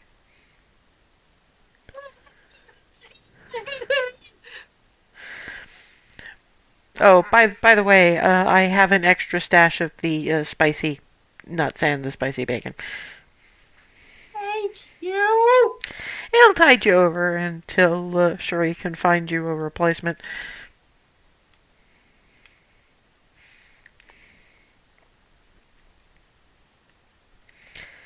Yeah, the walking continues.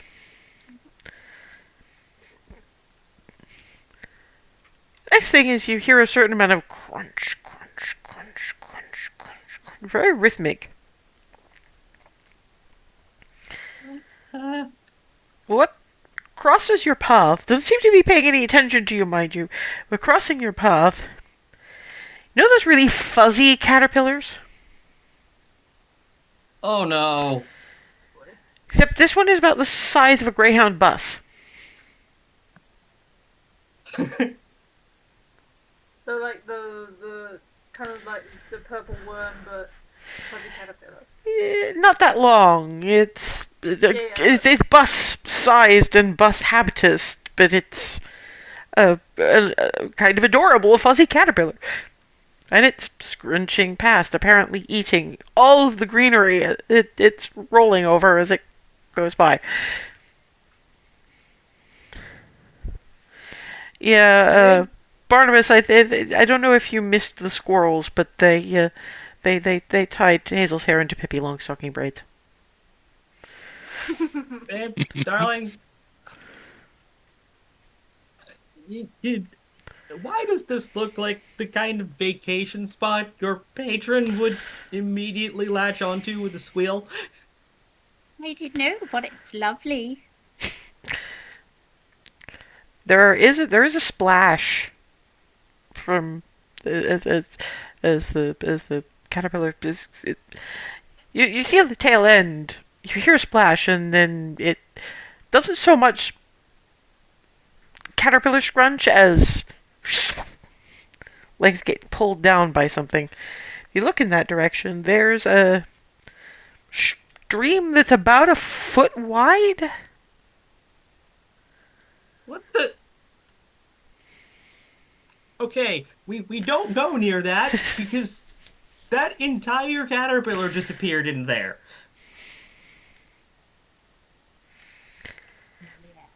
What comes out of the foot wide stream is you saw the caterpillar. Equal volume of butterflies.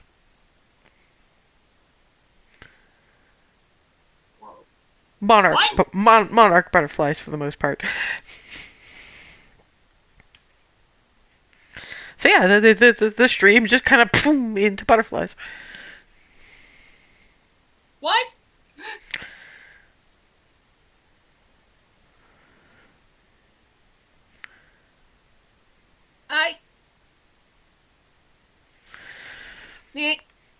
Let's just keep moving. Just keep going.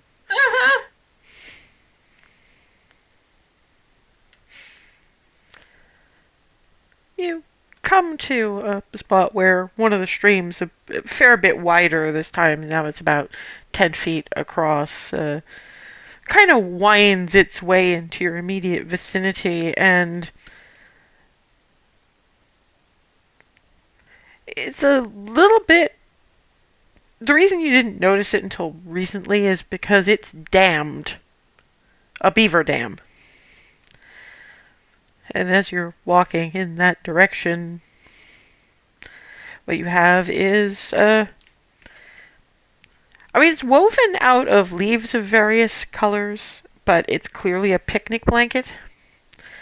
And any of you who've read The Lion, the Witch, and the Wardrobe, beaver family having a picnic, and they look up and they're like, and one of them, the younger one is, the forecast didn't say humans.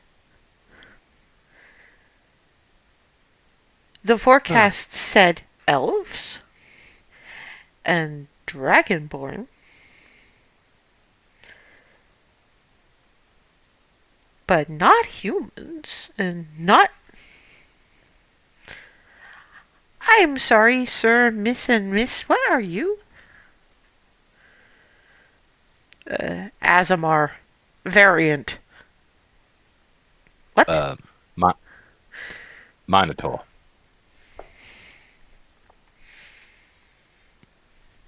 We can't cast aspersions.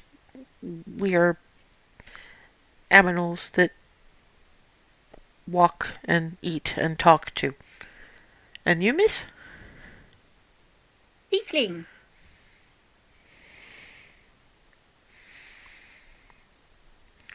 We don't care how small or young you are, you do not thief from our house. No, tiefling, darling, not thiefling. What's the difference? Spelling. Oh.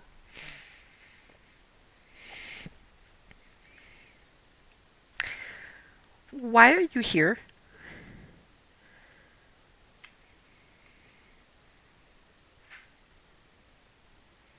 We're looking for the fountain. We fear that there are people trying to harm it. We are trying to stop them. Yes, the forecast said something about winged people. I don't think the We are winged trying people to was stop the Azamar. winged people. Wait, if it's winged people, not. then what about this one?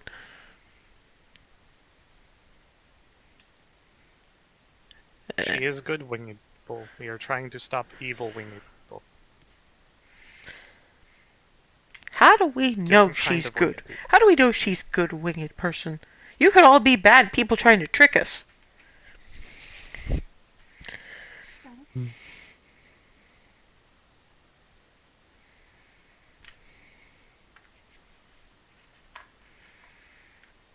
I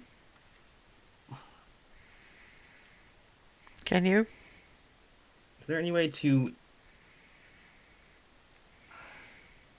I guess, insight or intuit You could insight. what these guys would see as proof? You could incite the beavers. Yes.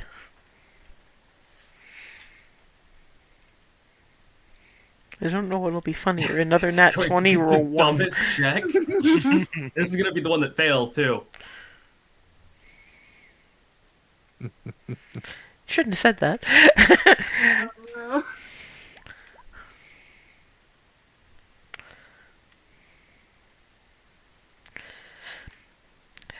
Hazel is still inwardly freaking out about the squirrels. Anything that has rodent habitus is still causing a bit of a right now. Darvin. Beavers have lovely fur. A bad person would have taken those swords she's wearing and turned the beavers into lovely fur boot lining, because her boots are lined with fur. But she's just standing there chill. Answered their questions.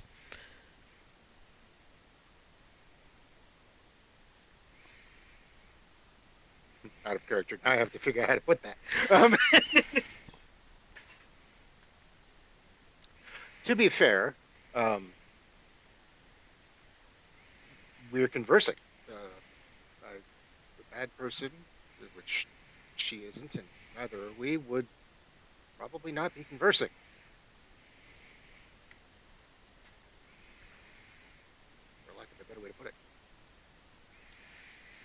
I mean, honestly, I've met some of the bad ones, and they would probably be more interested in knocking your dam down and turning you into hats.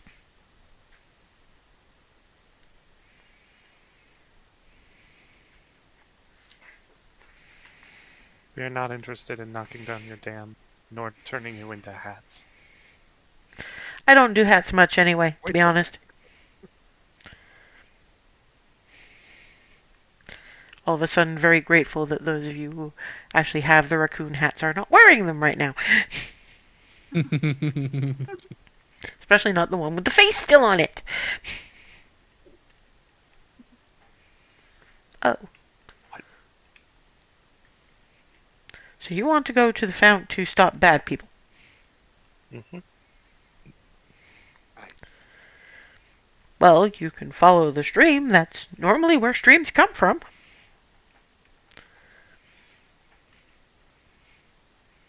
The dam, incidentally, stands up on 4 legs and kind of grows ahead, so it looks somewhat like a turtle, and walks away.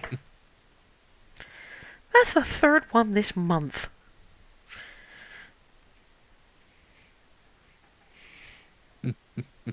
That's a recurring event? Well, for this stream, yes.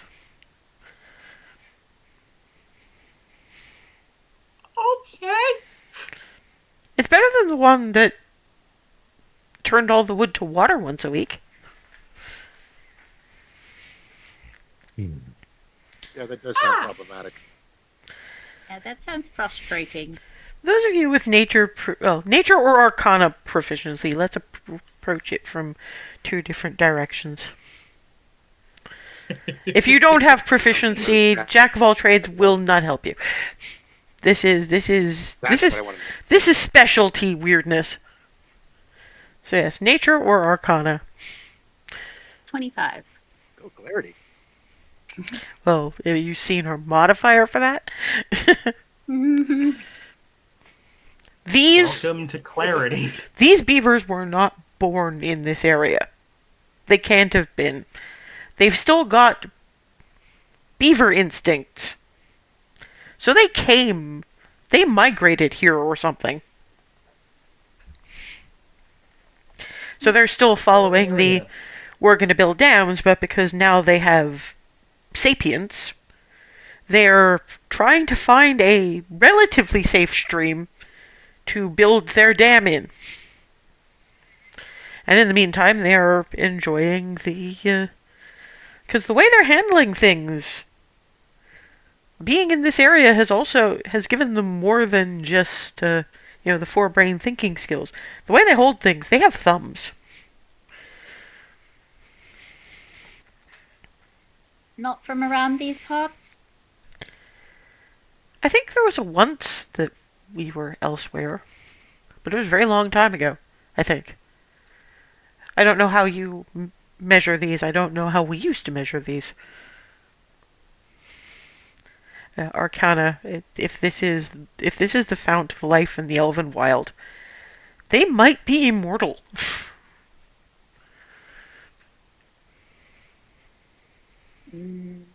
Many years? Well, you don't really know. The seasons are weird here.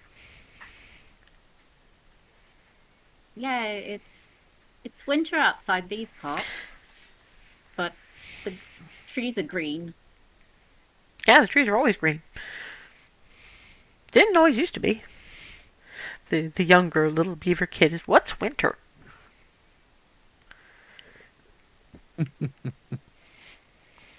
It's when it gets a bit colder, When dear, things get like now. cold. Oh.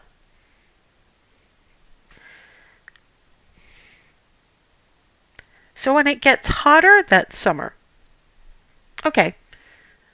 Now I know which thing I hate. I hate summer. I'm too fluffy for summer. Agreed. You're not too fluffy for anything. And you have outward fluffy. You can take Oh, off no. your fluffy. I can't take off my fluffy. Fair.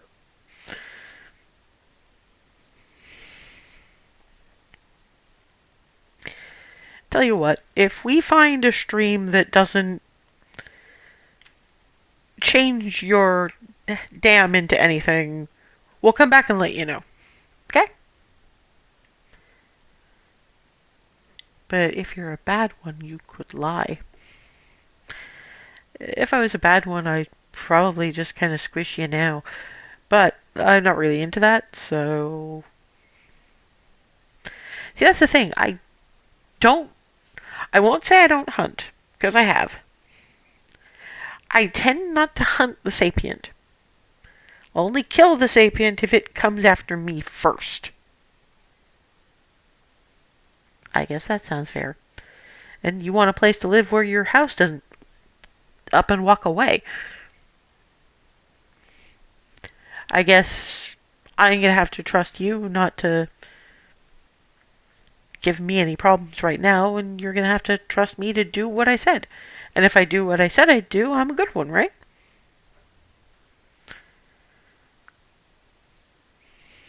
Lady with the Wings has logic.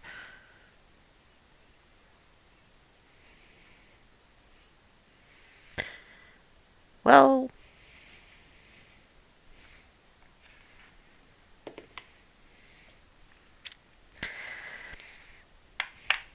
Okay, I suppose we don't really want to break out the repeater right now anyway. Looks at the confused expression on Darwin's face, walks over past the edge of their picnic blanket, knocks twice on the ground, and kind of opens, and up comes Barnabas-sized repeating crossbow. Think Bianca, but with bolts to match. Yeah, I know that. I've seen similar designs out of character. So yeah, it's right. I got it in my head. We're good. He's just gobsmacked in a very delighted, like fascinated sort of way.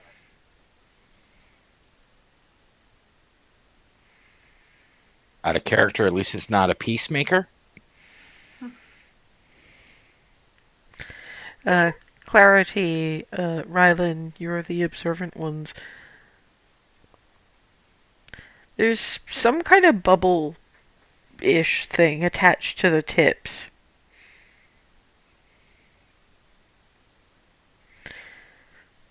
We made these with the help of a family of skunks down the way.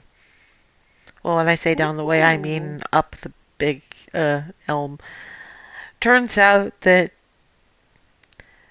what they squirt when they're nervous isn't just stinky anymore.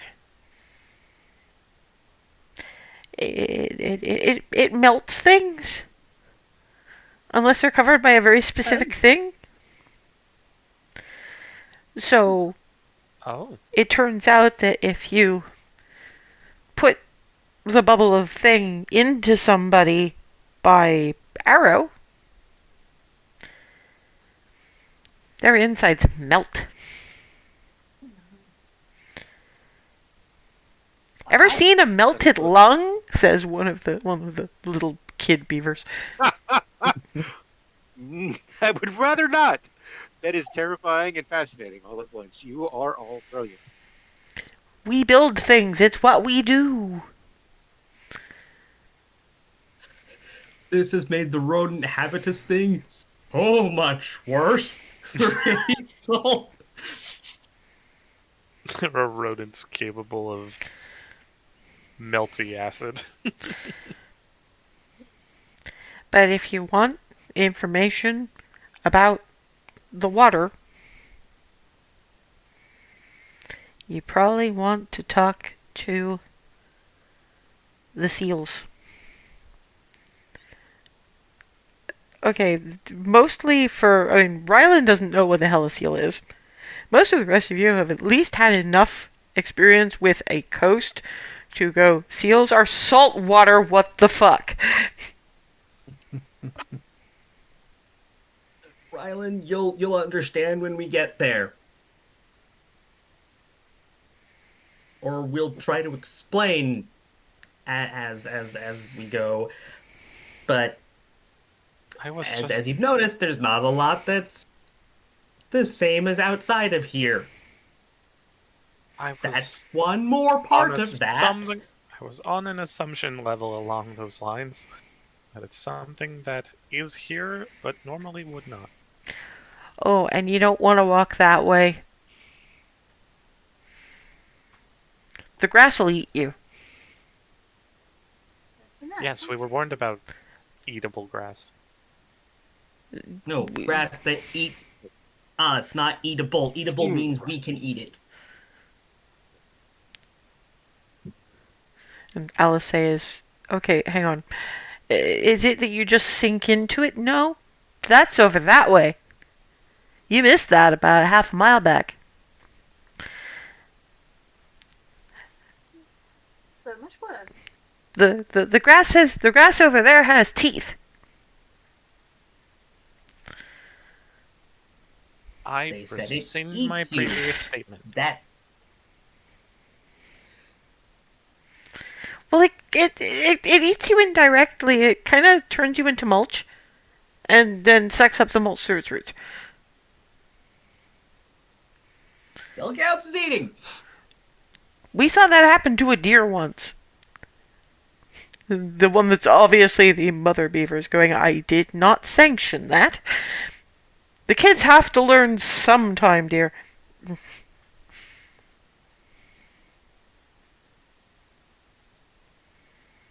Hey. Sinking grass and munching grass. You know. There's also choking grass. Of course there is. So many of the different kinds of death grass are here. All of them. Oh no! It's better than the tree migration, but that's not until next month. How is that better than... You don't want to know. It's because the trees don't have eyes. So they don't look where they're going. Ah, Someone should make them canes. But they don't have hands either. Oh, that's a problem. But what happens is that their roots will just grab and pull. So they don't really see what they're grabbing. And things that are mostly meat go squish. okay, good to know. But the worst part is that the tree falls over and that it can't get its roots back into the ground. And there are lots of you, but there aren't that many good migrating trees.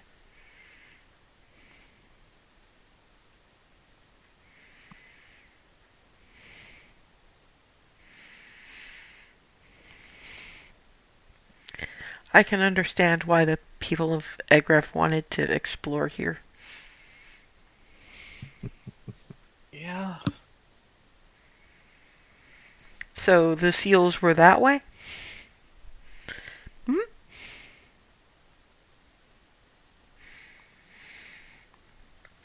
Yeah. Yes, you head in the direction indicated. They do seem to have steered you in a safe direction. And one of the littlest ones is just going, enjoy the berries! Yeah, a little ways past, you get... It's a blueberry bush about the size of a very spreading tree. And the blueberries are the size of basketballs. Whoa.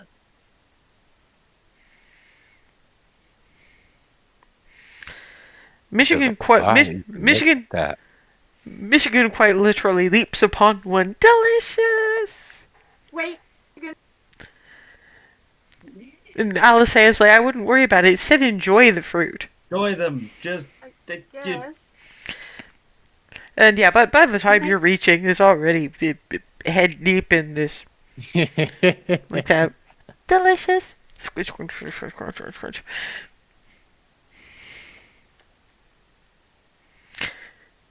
Alice is put it down. Well, I was gonna offer to slice it, but yeah, because now Darwin looks like a murder. Because the basketball. Looks like a murder. Oh yeah. Sorry, I know you meant murderer, but looks like a murder. No, that's actually what I said. Single murder. No, that is in fact what I said. A murder. Period. Yeah. Because, I mean, it's hard to bite into something round like that anyways by the time you manage to... But it's good. Yep. It's a little different than the average blueberry. It's kind of tartar, but that could just be that it's not quite the usual blueberry ripeness yet. Alice picks one and starts slicing it into pieces so that we don't get this. You just hear a muffled bling. With your face still in it?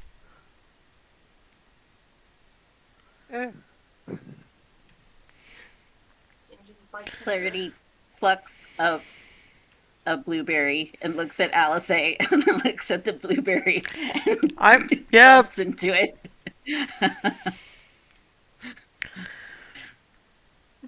Yours is actually sweeter than the average blueberry. And less on the tart end. Like the pie eating contest again. When has Darwin ever not done face first? Which point you see that you hear a fairly deep-ass voice going, "You seem too normal to originate here." And a lighter, tinklier, squeakier one going, "Don't mind him. He's been a grump for as long as I've known him." You turn around, and coming out from... That's actually a raspberry bush, and how these aren't getting carved up by thorns, you have no idea. And again, the raspberry is basketball-sized. The beavers apparently do not know the difference between seal and walrus. This walrus is bigger than the average walrus. So this is kind of dire walrus. And sitting atop his head is a pixie. Yes, I have done the walrus versus fairy dropping on your doorstep meme. Because I can! I'm not familiar with that name, but... There was a whole debate going on Tumblr for a while. What would you be more surprised at having to turn up at your doorstep? A walrus or a fairy? Everybody said walrus. That is also what I voted. Yeah. I'd be more concerned about the fairy showing up because a walrus... Those have gotten lost in weird places before.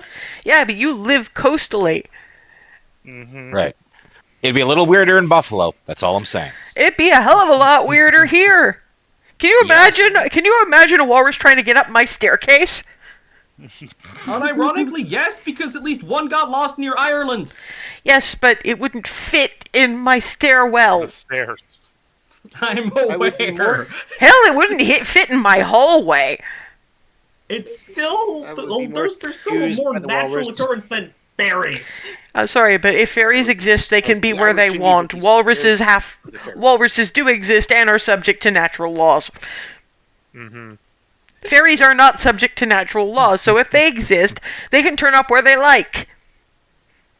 Fair enough. For one to turn up in Buffalo, they would have to airdrop it in. And that would be a Douglas Adams sized mess that requires a potted begonia. Oh no, not again.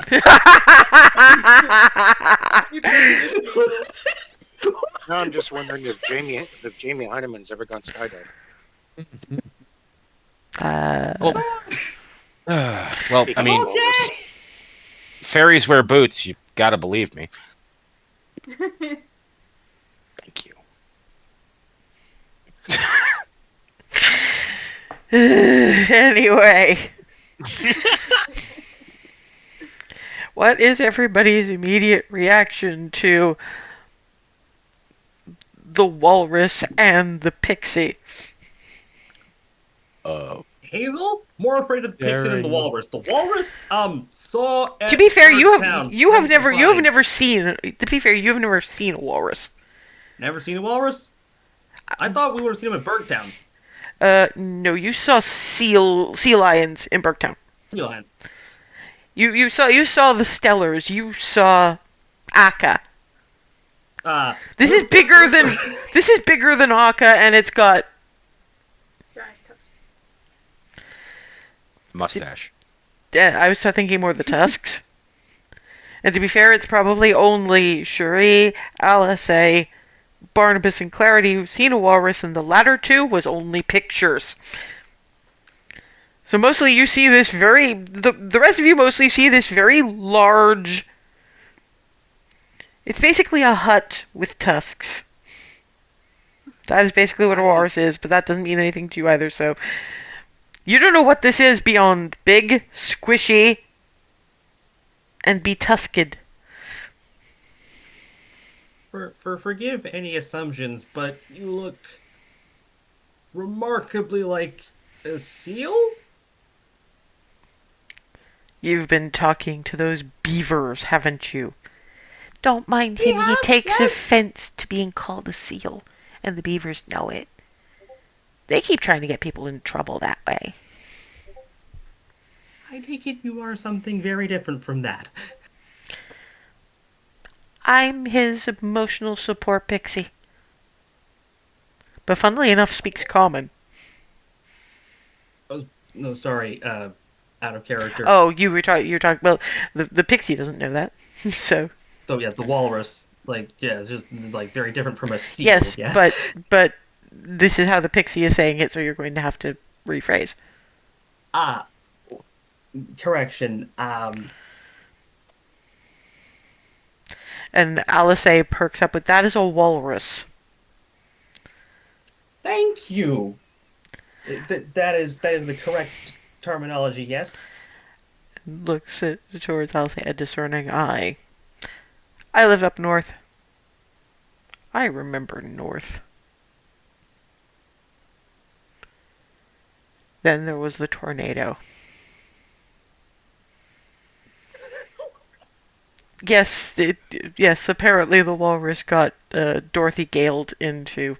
Literally airdropped. That's the first thing I thought. Got literally airdropped. Holy shit. So, I'm his emotional support pixie. Why are you here? We are on our way to stop a group of winged things from the hells from doing something very bad to this area. The pixie is just... You had to say that. I don't like this area. I would be happy to see it burn.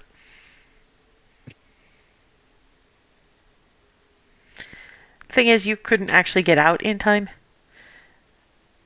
Oh. Could it not just blow me back home? Probably not, no. We will have to discuss this. Okay, how good is bribery? That's when y'all remember. Don't you guys have, all the fish? No. If you check your bag, the bag holding still works, so probably so does the surreal estate. And that's where you have all the fish. And so when Alice says bribery, you're like, I should have thought of that. Alice. Yeah, that's what I said. I get it. But why don't we move to a slightly more neutral area before Michigan eats himself into a perfect sphere? Because looking back over, currently he's on top. Is he in a tunnel yet? No, he's on top. Well, he's on top of a raspberry now. He's finished up the blueberry. Well, mostly. Just sort of. You know how blueberries have skin keeping all the blueberry in? Mm-hmm. There's, like, some of that left, like a burst balloon. And now Michigan is picking the little... You know how raspberry is like a berry with, like, little berrylets? These are basketball sized. Well, no, the raspberry is basketball size. These are more like, I don't know, tennis ball. Fist? Tennis ball. So I was actually picking the tennis ball sized little... So it's kind of like watching someone eat corn on the cob. And he's about 3/4 of the way done with this thing. Delicious. You're gonna be a sphere, Michigan. Do you You have... might be an omen. You might be an omen griffin, but omens don't require you to be a crystal ball. Omens take fuel. Oh no. That's a new word. Not really. You did say flying takes fuel. Anyway, if you can show us to some place with a reasonably flat wall, I think we can provide all the bribery that these streams will not. And maybe we can talk about how to handle the situation that doesn't involve blowing up the ground from underneath you.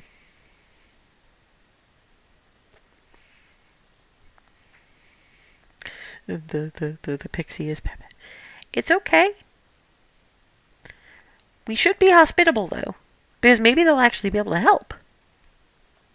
Like the beavers helped them. They're not beavers. Look, no tails. Mostly no tails. Very different types of tails. You can stop now. Come with me. You're heading in the general direction of Cliff. You can just about see it through the greenery. It's like, there's greenery, it's about a couple of 100 yards of open space, and then there's cliffside, and a stream that seems to have been basically just formed into a pond. Which is clearly around where the walrus reclines. Incumbent walrus, that's a paint color. But, this is where I roll for Mr. Walrus. Mr. Walrus slumps out of the trees, but manages to effectually roll back into the trees when something very large and very clawed, and you don't really get a very good look at it through the tree cover, but you see that the walrus has kept its life, but has a fairly large claw rent down one side of it. And we're going to leave it there because we are just a little bit past that time. And we come back in 2 weeks' time, you will find out exactly what it was that just attempted to eviscerate your new walrus companion.